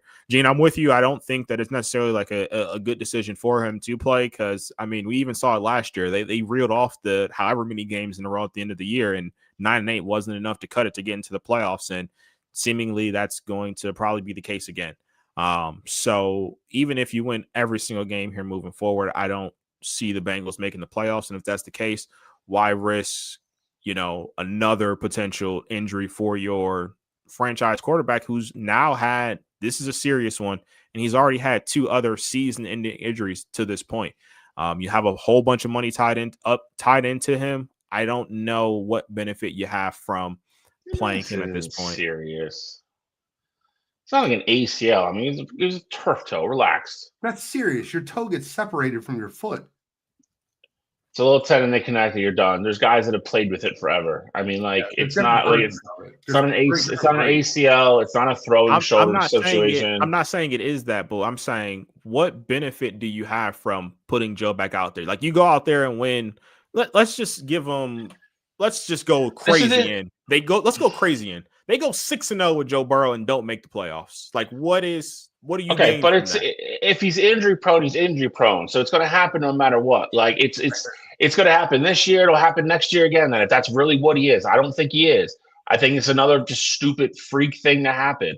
Like he can get hurt at any time. So like, what are you going to say? Like we're not going to put him back on the field till we have 5 all-pro offensive linemen to protect him. I'm like it's football. Like that's part of the game. That's what happens. Yeah. Like, does he go out and tear his ACL? Does that suck? Yeah, then it looks like a really shitty move. But he wants to play. He's a football player. Like, he also has other things to worry about. Like, again, dude, if my franchise guy is like, you know what? These guys sucked while I was gone. We're out of it. I'm not playing. I'm just shutting They it down. suck while he's there. They don't suck. They don't suck. They just don't win games.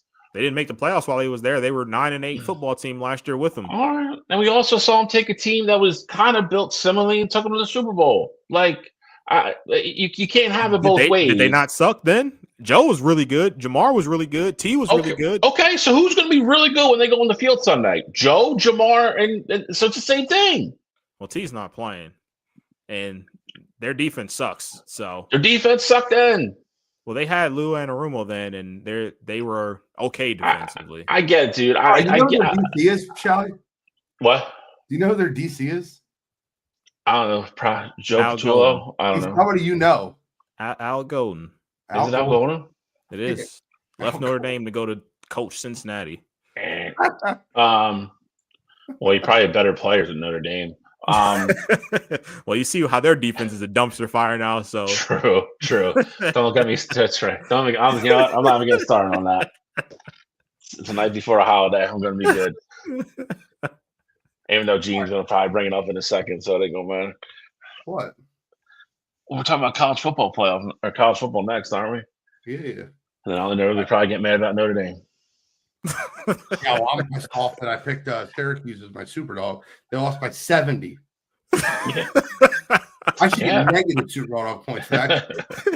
Gotta get points back. Bro, it was 28-0 before Notre Dame's offense saw the field. It's insane. All right, let's move on to pick them. I had a week last week where I felt like I was good, and not a joke, right? I was covering all 3 games at one point. The Titans score a bullshit touchdown at the end of the game to lose me my 12.5, to bring it down to 6, which made no sense. The Cardinals, what the hell were they doing in that situation? They end up losing the game by 3. I had the Cardinals +3, and the Chiefs just fumbled the ball 100 times, and they could score a touchdown. They're right there to score a touchdown to win the game. Let's kick a field goal from the 12. I should have won all 3 last week. I had 2 ties. And I lost it I didn't deserve. I would like to put out for just overall as a show, we're at 66%, somewhere around there. Control, slow down. Yeah, Cottrell's coming. Slowly but surely. Those two draws are gonna end up saving your ass probably in the end though. I will say though, the one thing that you talk about games, I had no business even having the one loss being as close as it was. I had the over in that Chiefs Colts game.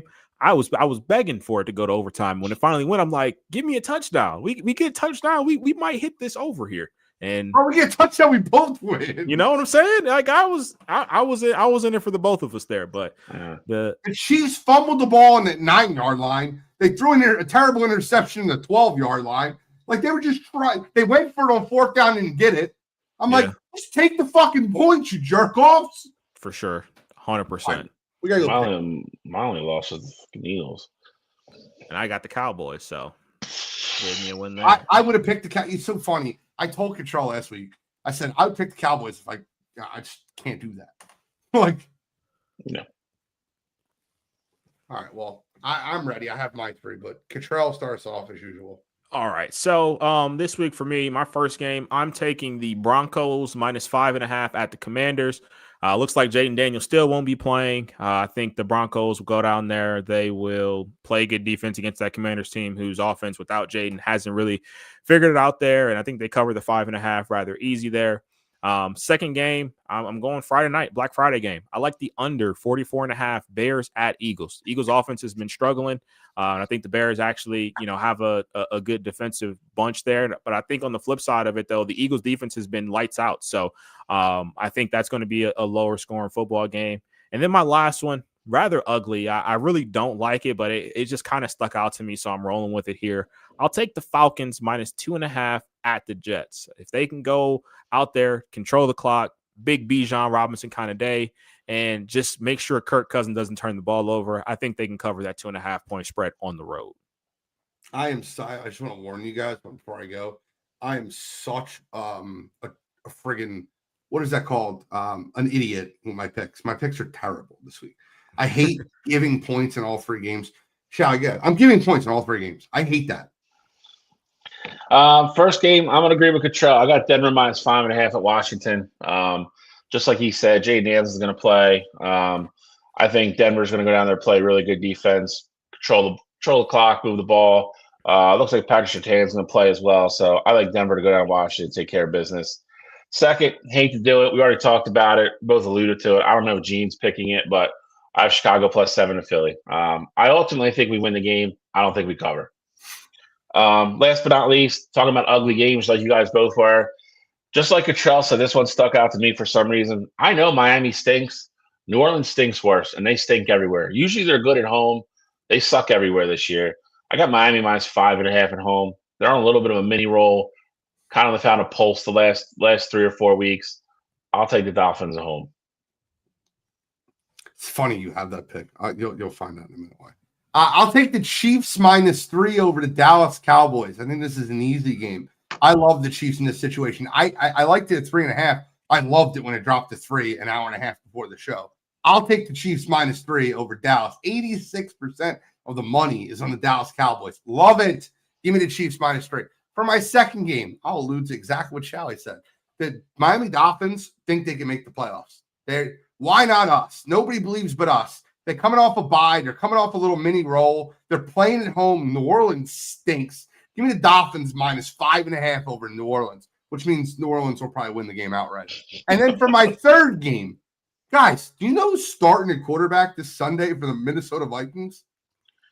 Not My Carson man, Wentz. Max. Brosmer. I don't even know who the hell that is. I'll take the Seattle Seahawks minus 11.5. Your first game as a starting quarterback's going to be at Seattle, at Mike McDonald. Yeah. Give me the Seahawks minus 11.5. You can make that 21.5. I think the Seahawks still cover over the Minnesota Vikings. Oh, and by the way, I'm going to ask again. I'm just trying to get pulses. I'm just trying to get temperatures. Is J.J. McCarthy a bust yet? Or do we have to wait another week? He's played 5 games. Stinks. Okay.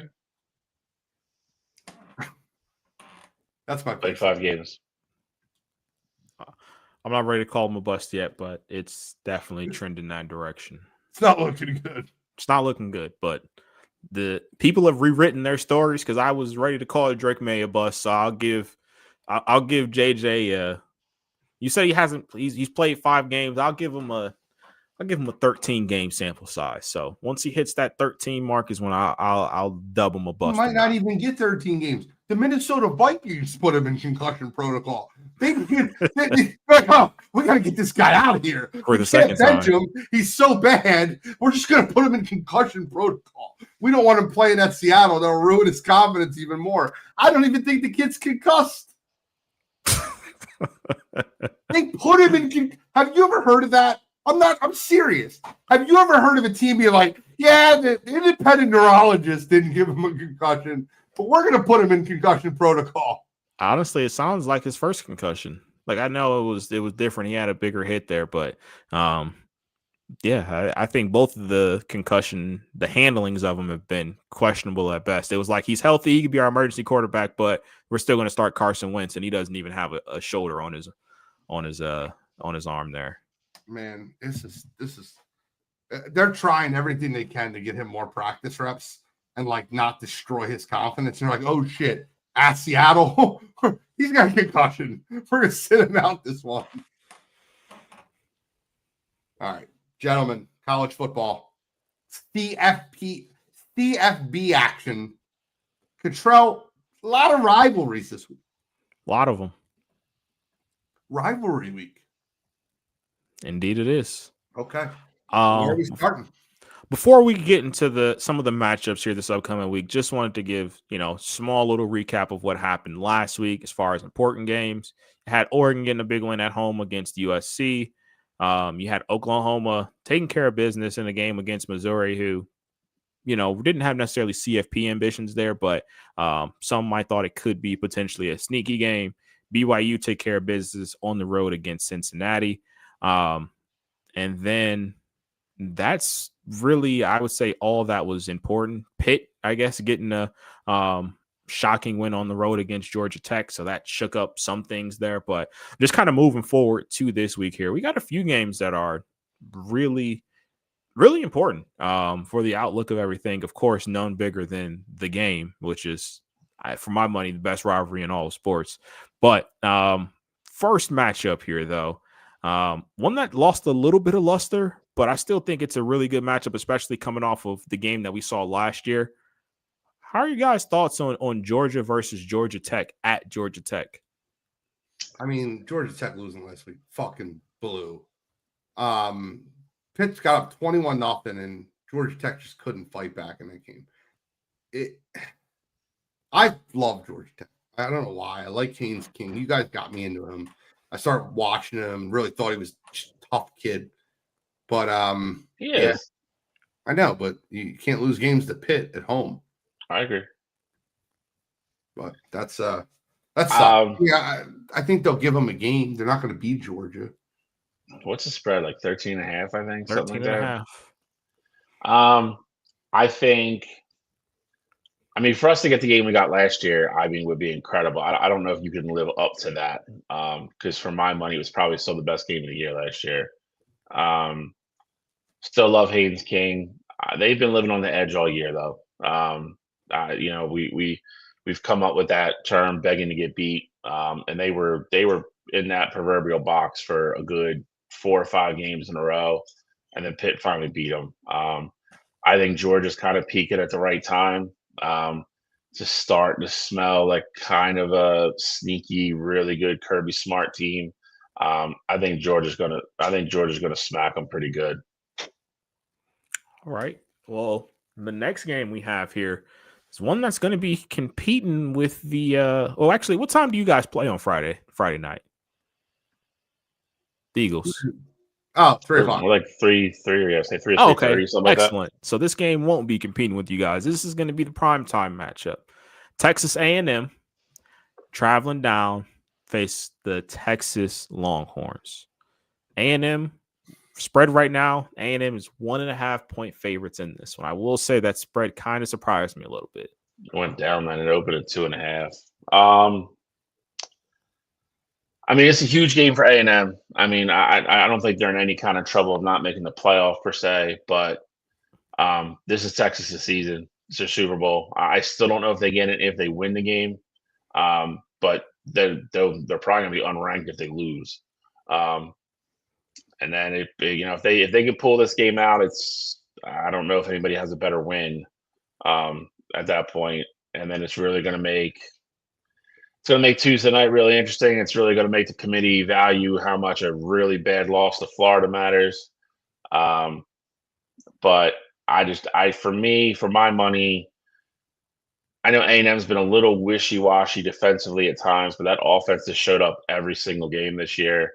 Texas is still too inconsistent for me. I think A&M gets it done. I've sold stock on Texas. They're just, I mean, they're playing at home. They play much better at home than they do on the road. All 3 games they've lost have been on the road. They lost at Gainesville, they lost at Georgia, and they lost at Ohio State. I think this will be a very competitive football game. I wouldn't even be shocked if Texas wins. But if Texas makes the college football playoff, I think that's a travesty. There's just too many teams that should make the college football playoff to have less than 3 losses. And to add that loss, and look, if you're only 2 losses on your schedule are Georgia and Ohio State, at Georgia, at Ohio State, I can hear that. Losing at Florida has got to be the death sentence. I think Texas will make this game competitive. I think A&M can lose this game. What? I've never liked anything Gene said more in my life. That's been like Bill's slogan on Coast to Coast. Because Alex keeps telling me that it doesn't matter, and I don't know how you can go to Florida, get stomped to a 3-win team, and have it not matter. I just don't get it. Definitely matters.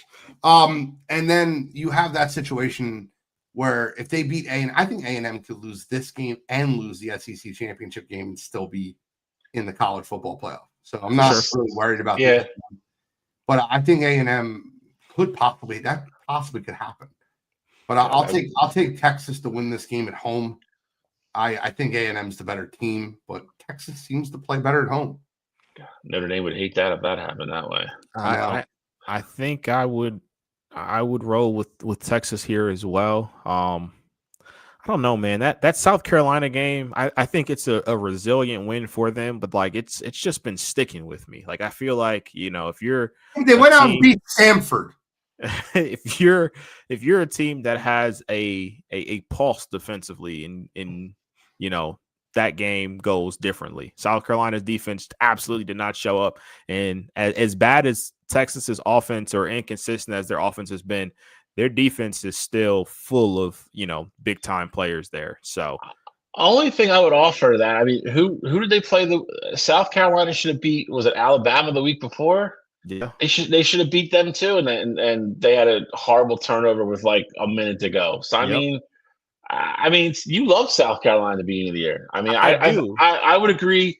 I don't think they've lived up to the hype this year, but I mean, like on any given week, with Sellers and everything going on, I mean, at no point though should they have gone up 30-3 on the road, like at A&M. Like that should have never ever been a thing that happened. Get it, but to come back from that win though, man. I want to read this out loud.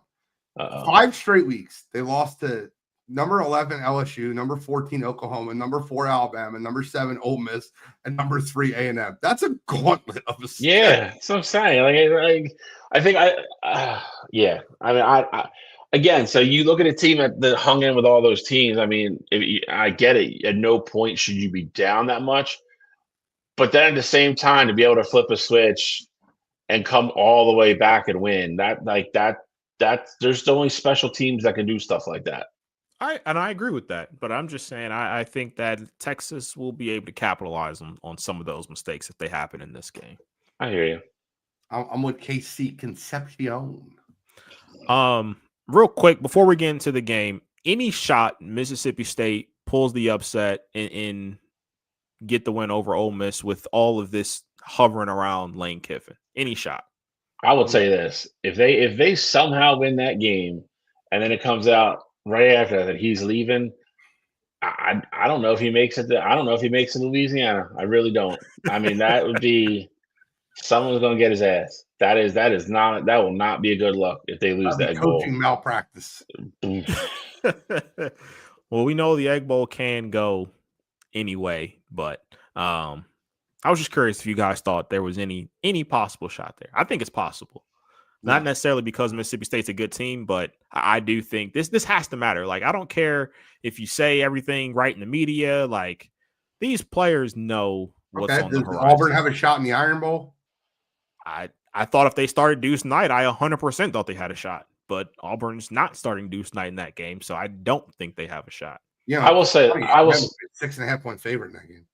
I will say this: I think they have a better shot than Mississippi State does. I don't disagree. I think if I will say this, I don't disagree with that.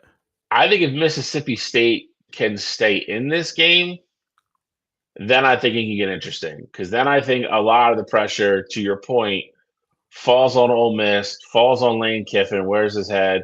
But then I think all that doubt starts to creep into the kids' heads on the field. Like, we do lose, it's like, are we screwed? Is he leaving? Like that becomes a very interesting mental game for the Ole Miss players.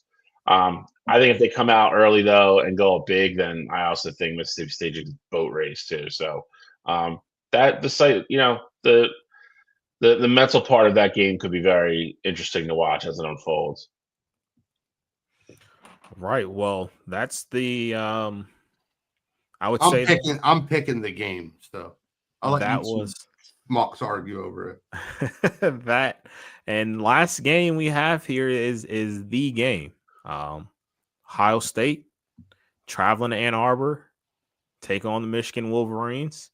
Bill, are you also picking this game? I'm not. All right. Well, I'm sure you can't pick Ohio State. I don't think even the years that Ohio State seemingly was the better. Last year would be the one time.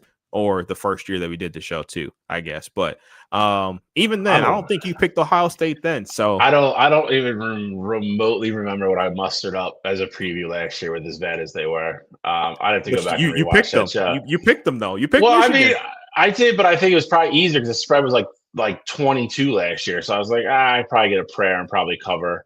But I don't remember what else I said last year. I sure as hell didn't think that was going to happen. What you got for this year, though? I will say this: if I'm picking the game, I'm very comfortable in saying I think Michigan covers.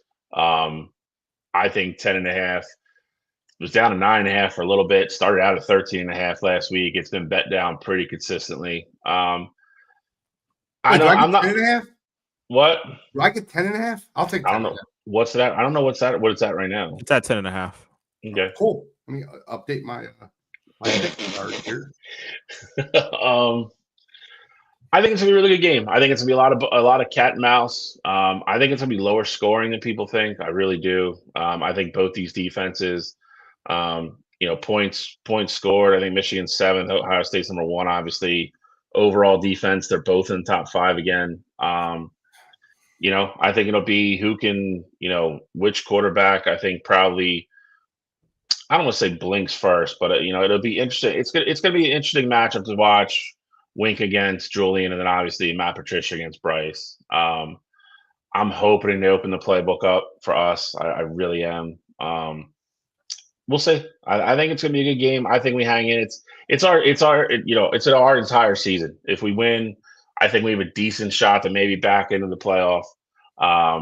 If we lose, obviously, we'll just go to a big bowl game. But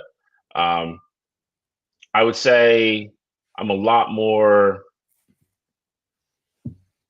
optimistic than I was probably a month and a half ago that we can make it 5 in a row. I think the defense will show up. Jordan Marshall's going to play. Andrew Marsh has been great. And I think the defense will take care of itself like it always does. I'm not buying into all this Ryan Day's different thing. I know Cottrell is. I don't think Sharon Moore has any pressure like a lot of Ohio State people are saying. He's already beat Ryan Day twice. I don't buy into that. And I don't think everybody being new per se on the Ohio State team makes them less susceptible to the pressure of last year. That team was one of the better teams I've seen in my lifetime, and was just as talented, if not more talented, than the team you're putting on the field this year. And you guys still lost. So I'm not buying into any of that. Not saying Ohio State won't win, but I don't think for 1 second Michigan's going to go on that field and be overwhelmed, intimidated, or anything like that. So I think it's a really good game. I think they stay in it. Like I said, if I was picking it, I would pick Michigan plus 10.5 with a ton of confidence. Gene, you said something earlier in the show that I really want to harp on here. You talked about, great rosters, and you talked about the NBA, and you can have a great roster and coaching can't mess that up. You said in MLB, pretty much same thing. But you said with the NFL, it's different. Bad coach can absolutely ruin a good team or a great team. It's the same thing with college football. And last year, as great as that Ohio State roster was, bad coaching ruined the game. And I think that when you see that, and then you see how Ohio State responded in the playoff, I think that has honestly turned Ryan Day has had a revelation since that football game happened.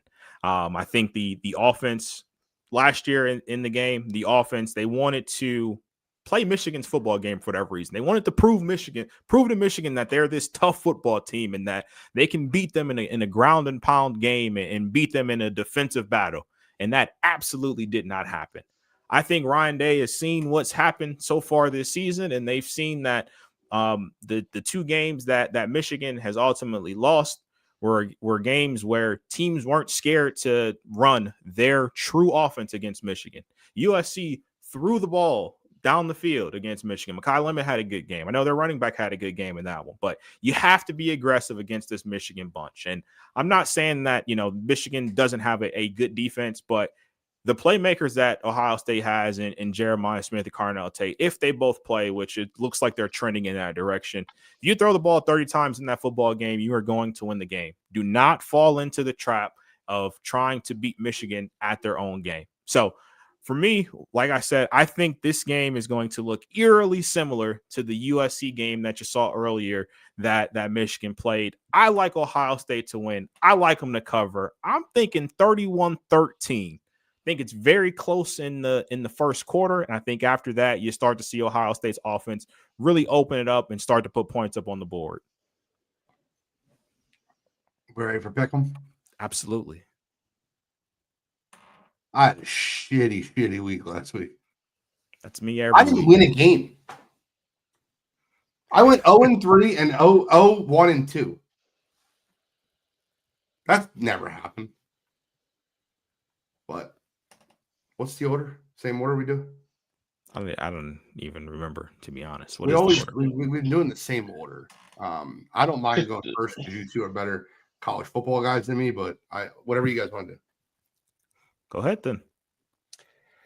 I'll start with the game. I'm picking it. I just moved the spread up. I got an extra point. I didn't think I was going to get that. ESPN has 9.5, but I'll take the 10.5. I'll take Michigan plus 10.5 over Ohio State. I look at it like this. Styles make fights. And there's so many guys on that Michigan sideline, so many guys in that Michigan locker room that have punched in the mouth of players from Ohio State, and Ohio State hasn't punched back. I just don't believe. I don't think that Ohio State's that much better than Michigan. And if this game was in Ohio State, I would think differently. Hostile environment, hostile crowd, Michigan's in their head. I'll take Michigan plus 10.5. I don't know if Ohio State wins the game. I damn sure don't think they cover. I'll take Michigan plus 10.5 over Ohio State. Next game, I look, Dylan Raiola is being out for Nebraska. I watched that Nebraska team play against Penn State last week, and they looked tragically bad. Give me Iowa minus 5.5 to beat up on Nebraska. That Dylan Raiola is opting out 4 hours ago. We heard Dylan Raiola is going to opt out. Half that team's leaving. They think Matt Rule's leaving. That locker room is in shambles. I'll take Iowa to beat up on them. Give me Tennessee minus 3.5 at home over Vanderbilt. Vanderbilt has proven they can't punch above their weight class, and Tennessee is above their weight class. Tennessee's going to run the ball down their throat. I think they'll throw the ball with ease. I believe in Josh Heupel. Give me Tennessee minus 3.5 over Vandy. And for my super dog, I couldn't find the game. I looked for a game that wasn't really a rivalry. I found one. Give me West Virginia plus 23.5 over Texas Tech for my super dog. No rivalry involved. These teams don't even hate each other. It's just a fixed little fight. It's not a backyard brawl like West Virginia, Pittsburgh is. It's just a little, not Texas Tech doesn't have to beat up on them. I'll pick up some super dog points at West Virginia. Where's that game at? I think it's in West Virginia. Okay. I'm going to start with the team that Gene just mentioned. We talked about earlier, Pittsburgh. I'm going Miami 6.5 at Pittsburgh. I think Pittsburgh's offense can be explosive at times. Their defense struggles to stop anybody. Miami has looked a lot better the last 3 weeks. They kind of got everything back on track. Carson Beck's look like Carson Beck. I think Miami keeps their playoff hopes alive. They go into Pittsburgh and they win. Oregon minus 6.5 at Washington. Washington struggled to score all year long. Oregon's defense has been consistent. I think Oregon, big win last week against USC. I think they go up to Washington, arch rival. I think Oregon takes care of business. I like Oregon by double digits. Alabama minus 5.5 at Auburn. I don't care who starts for Auburn. I don't think there's any way coming off that game they go in there and lose the Iron Bowl. They need this win. They're still spot outside looking in as well. They need to try to cement their job or their spot in the SEC championship game, or at least try to back into the college football playoff as well. I like Alabama to handle business in Auburn as well. Superdog, I'll take Purdue plus 28.5. I know Indiana's way, way better. Purdue has played better the last couple of weeks. In-state rivalry game. Who knows? It's at Purdue. I think Purdue will play tough and hang in, maybe backdoor, steal me some, but I'll take Purdue plus 28.5. All right, so my first game is going to be one that we kind of touched on a little bit earlier. I'll take Georgia Tech plus 13.5 at home versus Georgia. I think Haynes King is going to battle. You talk about games being certain teams Super Bowl. Well, this is it. Georgia Tech's not going to make it to the college football playoff, but at least, you can go out and say, we beat a top 5 Georgia football team where we should have won last year. We go out and get the job done, as seniors on our home field and go out the right way there. So I like Georgia Tech to cover that spread. Second game, I like Arizona minus 1.5 at Arizona State. Arizona State's been without Sam Leavitt, throughout the last couple of weeks there. And I think Noah Fafita and company at Arizona will be able to go into Arizona State, get the win and cover the 1.5 point spread there. Then my last one, no way I was letting this go. I got Ohio State minus 10.5 at Michigan. Like I said, I think this is going to be one of those games where Ryan Day tries to prove a point here, where you just put up a ton of points on the board and just let people know this is what Ohio State should be. And then for my super dog, I got Stanford plus 32.5 at home versus Notre Dame. Look, no doubt in my mind that I think Stanford can beat Notre Dame there. But at the same time, on the flip side of that there, I also think Notre Dame realizes that they're going to make it to the college football playoff. And if they get to sit players for a half and then get an extra week to rest up since they won't have a conference championship game, why not take it? So I'm hoping Stanford steals me some more points there for Super Dog. Interesting. I don't think Notre Dame is safe by any means. So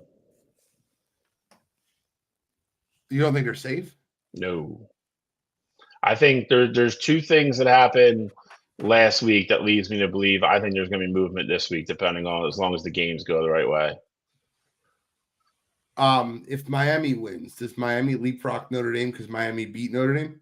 No, because they haven't done it all yet. And they should have. They both been 2 losses since the committee rankings have come out, and they haven't bumped them up yet. So why would you now with the Pitt win? Pitt's going to be a ranked win. The only thing I would say is they said pretty much that the 3 of them were put in, and they were all really close. And the guy pretty much said, without saying it, that Notre Dame's schedule the last 2 weeks is going to be discussed as well. I'm not saying Miami leapfrogs them, but I think Miami's going to get closer. I think there's a chance BYU leapfrogs them. I damn sure think there's a chance Alabama leapfrogs them. Playing Syracuse and Stanford the last 2 weeks of the year when everybody else is playing rivalry games or ranked wins. You saw Oregon go over Ole Miss because Oregon played a ranked team and Ole Miss didn't. Ole Miss has been solidly 5 or 6 all year. Oregon out of nowhere leapfrogs them last week. I think you're starting to see it. So I don't, with what's left and what can happen, again, they're not going to have a conference championship game. Their last 2 games are awful. I don't think they can rest on their laurels. I'll say that. I would not feel comfortable if I'm a Notre Dame fan right now. So do you think there's a shot they don't make the CFP?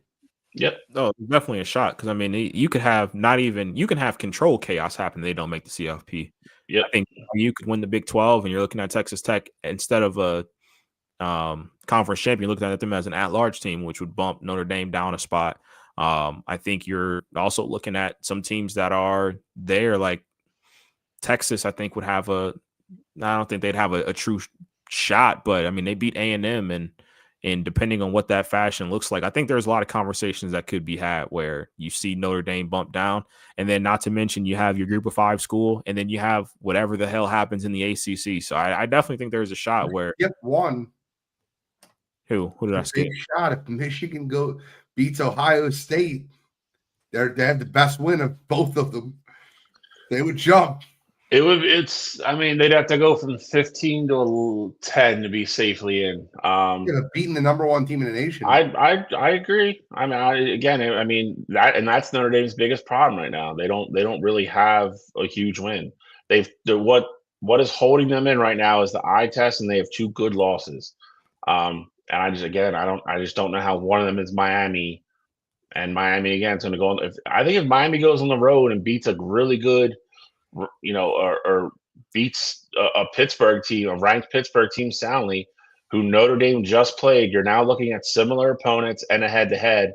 And I just don't know how you can go Notre Dame. I just don't know how you can say, to Cottrell's point, as always, if I've actually seen the matchup and I have an outcome between two teams, how you can just ignore it. At that point, you would have losing both. SMU killed them. What? SMU might be the ACC conference champion, though. Yeah. So I mean, again, that's what I mean. Like, I think Michigan. I don't know if Michigan will jump all the way up in if they win Saturday. I think they'll be right on the fringe. I do think after the conference championship games, they might backdoor their way in. Well, I mean, if you win that game, you do need a little bit of help, but you may make the conference championship game too, though. So I honestly don't want to. So I mean, I wouldn't either. I wouldn't either So- in that spot. You just leave it up to the chance. Exactly- And go from exactly. there. Because 3 losses, you're definitely out. correct. But yeah, no, I'm with you. I get it. All righty. We don't have too much time. We'll go over college basketball a little bit more next week. But I did want to get just a quick update on college basketball. Just quickly. Nothing insane. Anything stand out to you guys so far this season? Any team that's better or worse than you expected? I'll give you one. I already want to move UCLA out of my top 4. I had them as my sleeper for a Final Four team. They do not look like that one bit.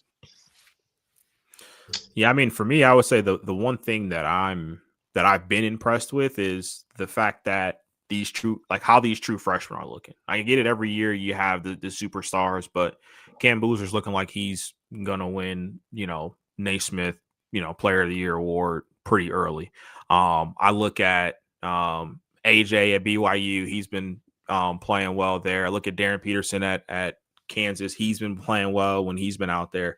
And then even Syracuse, Kyan Anthony has worked his way into a starting spot, Melo's son, and he's been playing well there, and they've had it rolling. So I've been very impressed with the freshmen on the scene.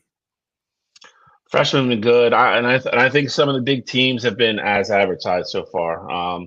Louisville is one of the teams that I love seeing so far. Louisville, Tennessee had a big win last night over Houston.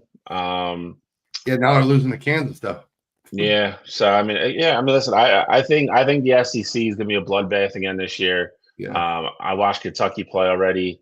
Gonzaga and Michigan play tonight, which should be a great game. I think we've looked incredible. Gonzaga started the year ranked a little lower than they normally do. They're all the way up to 12. They're going to go up again next week, regardless of what happens tonight. Purdue's look good. I agree with Cottrell. I mean, Duke, with Boozer, I think if they stay healthy, I don't think there's any way Duke's not there at the end. Yep. And then I think the top of the Big East is going to be really good this year. I think St. John's and UConn are both going to be legit as advertised. I think it's going to be. I think it's definitely been one of those things we roll into beginning of March where there might be kind of like we had last year. There might be a legit 10 teams that could win the tournament this year. See, last year I thought we had a little bit more parity. This year, I think your top teams are going to be the ones that. I'll say this now. I think there's from what I've seen so far, I think there's 8 teams that could potentially win national championship. Last year, I felt like we were hovering in the 16, 17, 18 range at a point. I think I wouldn't disagree with you, but I think out of that many teams though, I thought there was also definitely distinct tiers within those, where stuff had to go right versus where a team other teams were that team could just go win 4 games and win it. Whereas I think you're talking about the 8 to 10 now. I think no matter what happens, any one of the 10 of them could win it. I've watched Cameron Boozer play twice now, and both times in the first half he looked very passive and very not ready. Now, granted, the second half of the Kansas game, he really turned it on. But they've played 2 Division I schools, and they've played 6 Little Sisters of the Poor. I'm not ready to announce Duke is here, beating Howard, Niagara, Army, Indiana State, and Western Carolina. They played Texas and they've played Kansas. And in both those games, Cameron Boozer has looked pedestrian in the first half. Will he get better as the season goes on? Absolutely. But versus Texas, granted, it was his first game. He wasn't good. And then he looked really good versus I beat Western Carolina. Cool. I don't really give a shit. He's beating kids that should be in high school. I'm not bought into Duke the way other people are. I don't think they're as good as people think they are. But we'll find out shortly. They got 4 or 5 ranked games in a row coming up. They got to play Florida. They got to play Arkansas, Michigan State, Tech. They got a lot. They got a lot to get into. So I think by a couple weeks from now, we'll have a little bit more of an update on them. But I'll say this: Braden Smith at Purdue looks incredible, and he looks like he's taking that another step forward as a leader on that team. I love him. I think he's going to be a guy that, and Trey Kaufman back. So I think that they have a very, very strong setup. I like Purdue a lot this year. Right now, and I know we talked about our Final Four beforehand, but like right now, who would you guys say is like your like way too early like pick to win the national championship this year? Purdue.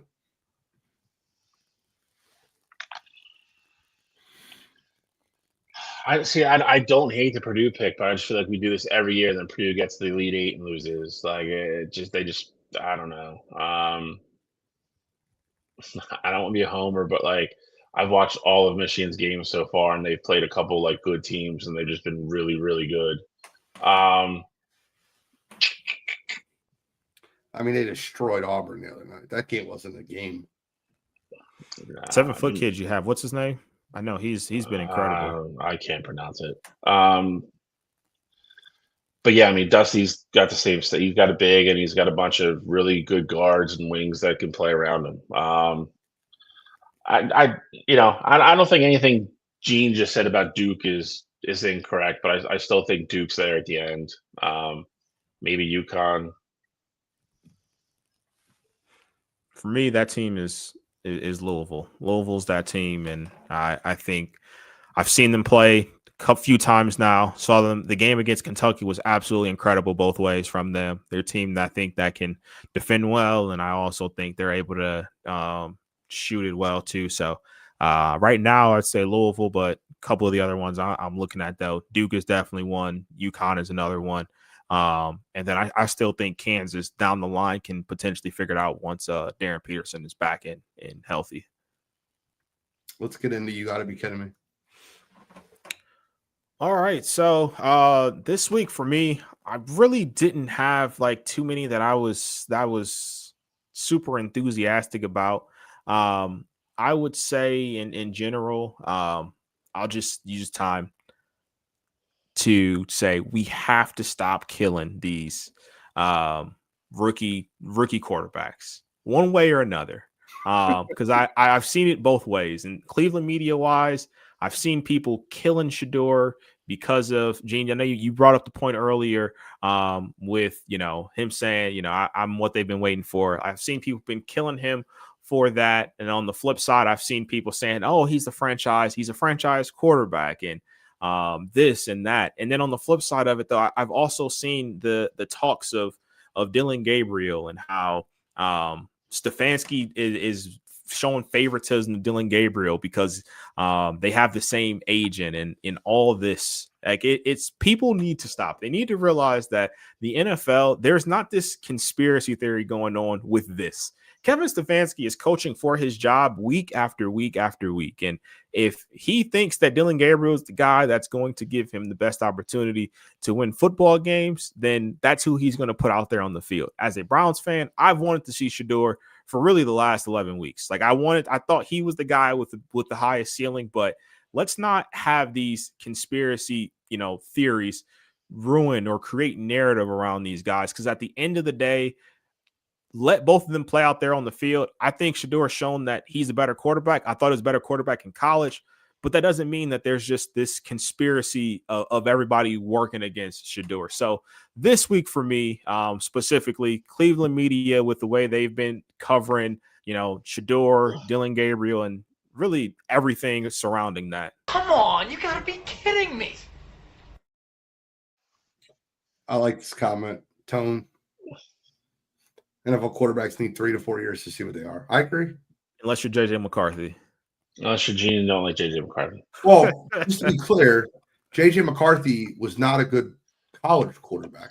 That's not true, Gene. He threw the ball 18 to 20 times a game. He threw 3 interceptions versus Western Illinois all college quarterbacks never have one bad game, right? One? The guy hasn't had a good pro game. That's not true. He had a good fourth quarter versus the Bears. What else? He's played 5 games. Okay. Stinks. Okay. But just to be clear, I've been on that boat before he was pro quarterback. Have I not, Cottrell? You have? I don't see it. Maybe eventually. They never bring up the fact that the Eagles and Ravens both wanted to draft Shedeur, and his camp said he was not in favor of it. If I was Shedeur, I wouldn't be in favor of it either. I don't want to sit behind Lamar or Jalen Hurts. Guaranteed backup, or just wait a couple more rounds and have a shot to potentially start? Chalia, do you have a You Gotta Be Kidding Me this week? Nope. Oh. I have. I'm prepared.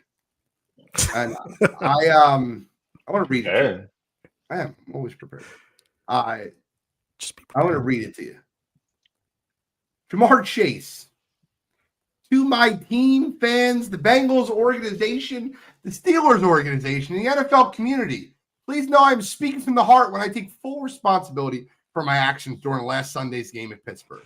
What I did was wrong. The circumstances don't matter. My passion for the game is no excuse. There's no place in our sport or in life for that level of disrespect. I want to personally apologize to everyone within the Steelers organization. I let my emotions in the moment get the better of me. I can only hope and trust that you know that none of you represent who I am, not as a competitor, teammate, or person. I also want to apologize to my coaches, teammates, and organization for not meeting my own standards as a leader of the team. This has been a tough season with incredibly tough losses. We've all been frustrated, but instead of stepping up with calm, class, and leadership, I let you down. My having to sit out yesterday's game makes my actions even more inexcusable. I won't let it happen again. Finally, I want to apologize to the fans. I do not take anyone who wears my jersey for granted. I do not take my position as a role model lightly. As someone who strives to lead with character and authenticity, I should have taken immediate accountability for what happened. I'm committed to earning back your respect, not just with words, but with my actions. Day after day, on and off the field, I promise to keep learning from this and set a higher standard for myself moving forward. Something's missing. Something's missing there.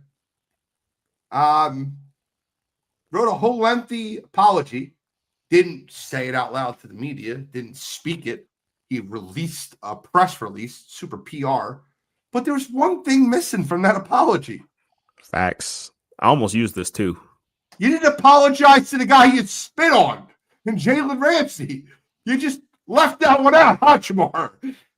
And the fact that you went to the media the day after the game and said you didn't spit on anybody, and now you're admitting to spitting on people because obviously the backlash, and you apologize to everyone, the fans, the Steelers organization, your coaches, your teammates, but not the guy you spit on? Come on, Jamar. You got to be better than that. So for this week, Jamar Chase. Come on, you gotta be kidding me. Literally, I almost used that. I figured like one of you might use that, but the other part that was like crazy to me is at this point, like I'm not gonna say it was forgotten about, but it had been a week. Like at this point, you might as well just let it be water under the bridge. Not that spitting on somebody is not water under the bridge, but I'm just saying, like at this point in time, like water. You said, you already said that you weren't trying to spit on them. So why now go back on it? Like if anything, just double down. I didn't spit on them. I didn't try to spit on them. Like I didn't do it purposefully. They suspended me. We move on. Like if that's your stance, go with that. Don't back it up and put out this half-assed, apology and then not even apologize to the guys you spit on. Like that's crazy. He apologized to everyone. The fans that wear my jersey. And if you're apologizing, why the hell did you appeal? Like, make it make sense. Oh, Jamar. And there's zero chance he wrote that. Oh, I thought of that. No way. Publicist. I can imagine the GPT publicist that wrote that had Jalen Ramsey's name in there, and he goes, "Nope, we're not doing that. Nope, not that part. Not that part. We're not apologizing because the truth is Jalen Ramsey's a jerk off, and he gets under people's skin. And it's very similar to CJ Gardner-Johnson, where they talk a lot of trash, and Jamar's not sorry for spitting on him. So just don't apologize. Leave that one out. Like, that's what I'm saying. You could have just essentially stood on business and just not released an apology. We would have forgotten about it eventually. You suspended, you missed the game. We wouldn't have had to go back to it. Correct. Final thoughts, gentlemen. I mean, it's the day before the holiday, so of course, want to wish everybody happy Thanksgiving, and don't make any bad decisions. Enjoy good food. Enjoy the time with the people around you, because honestly, things can change so quick. Like, honestly, this time last year, I would have had no idea that a week from now I would be burying my grandmother, but also during Thanksgiving, spending it with my son, like our first Thanksgiving all together. So it's crazy how fast things can change there. So, just definitely enjoy the time, and, have fun enjoying the time off of work and spending it with your people. Shall Yeah. I mean, I think that's a great point. I would tell everybody, enjoy the day, enjoy whoever you're going to spend the holiday with, your loved ones, your friends, your family, whoever it may be. I know we're sitting on here talking about sports, and it's become a big part of the holidays. Don't get me wrong, and I will definitely watch it to some degree, but also make sure, to Cottrell's point, make sure you're present with the people that you're there and breaking bread with, and because holidays are definitely the time where it's the most noticeable that you're missing people that maybe have been there the year before in your whole life, and now they're not there anymore. So, stay safe. If you're going out tonight, don't do anything stupid, because, just to add on to the other thing, things happen quick. You can make a mistake real quick that can affect, the rest of your life. So be safe. And if you have any friends that are struggling this time of year, make sure you reach out. This is the hardest time of year for a lot of people for a lot of different reasons. They're lonely, or don't have a lot of family left around or anything like that. So if you know anybody like that, don't be afraid to reach out and shoot somebody a text, or just give them a phone call for a couple minutes. And everybody, I hope everybody has a great Thanksgiving. I hope everybody has a great Thanksgiving also. I appreciate it. I'm very thankful for the people that tune in to us weekly. Very thankful for the network and the people that I get to work with, particularly you two. I'm thankful to have such a great group of friends that, this is a different tradition for me this year. Going over Adrian's house to have Thanksgiving dinner is not something 5-6 years ago I'd ever thought would happen. I am so thankful for the Simpson family and their newest inductee into the world. And I'm thankful for Bill and Liz and a lot of people in his circle that I've grown to love. And I promise you need to treasure every moment you have, every Thanksgiving you have, every Christmas you have with those loved ones, because I've, taken body blow after body blow these last few years. This will be the first Thanksgiving without my godfather. Last year was the first one without my grandfather. 2 years ago was the first one without my grandma. It's tough. It is really, really tough to deal with those type of losses, but it makes you remember those Thanksgiving moments, where the shrimp was passed in between my Uncle Billy and my Uncle Gary and my dad and my grandpa, and watching the Lions versus the Bears, or the Lions versus the Packers, whoever it was at that 12 o'clock game. Treasure those moments. They are very, very, they're things I get to look back on, and I'm thankful for, and I'll remember them. But I'm also thankful. Let me not make this somber. I'm thankful for the friends and family I have that always reach out to me to make sure I'm okay. And the fact that I have a friend's house to go to share Thanksgiving dinner with. So it's a somber feeling to head into the holidays, but it's also one that, I cherish because of the past that I had and the future I get to have. I have some of the best friends in the world, from RJ to Nick to Adrian to Tim Todd, who listens every week. I appreciate all you guys. And thank you so much for tuning in to Wire2Wire Sports Podcast. Thank you very much for your contributions to the show and to my life. So that's all I got. So anything else anyone wants to say before we wrap it up? I'm the NFL Genius, Gene Walzak. Got it, Joe. No, honestly, I think we covered it all. I'm the NFL Genius, Gene Walzak. That's Kent State's own, Cleveland's own, Papa Cottrell, Sweet Potato Shally, Scholastic Shally. We are signing out.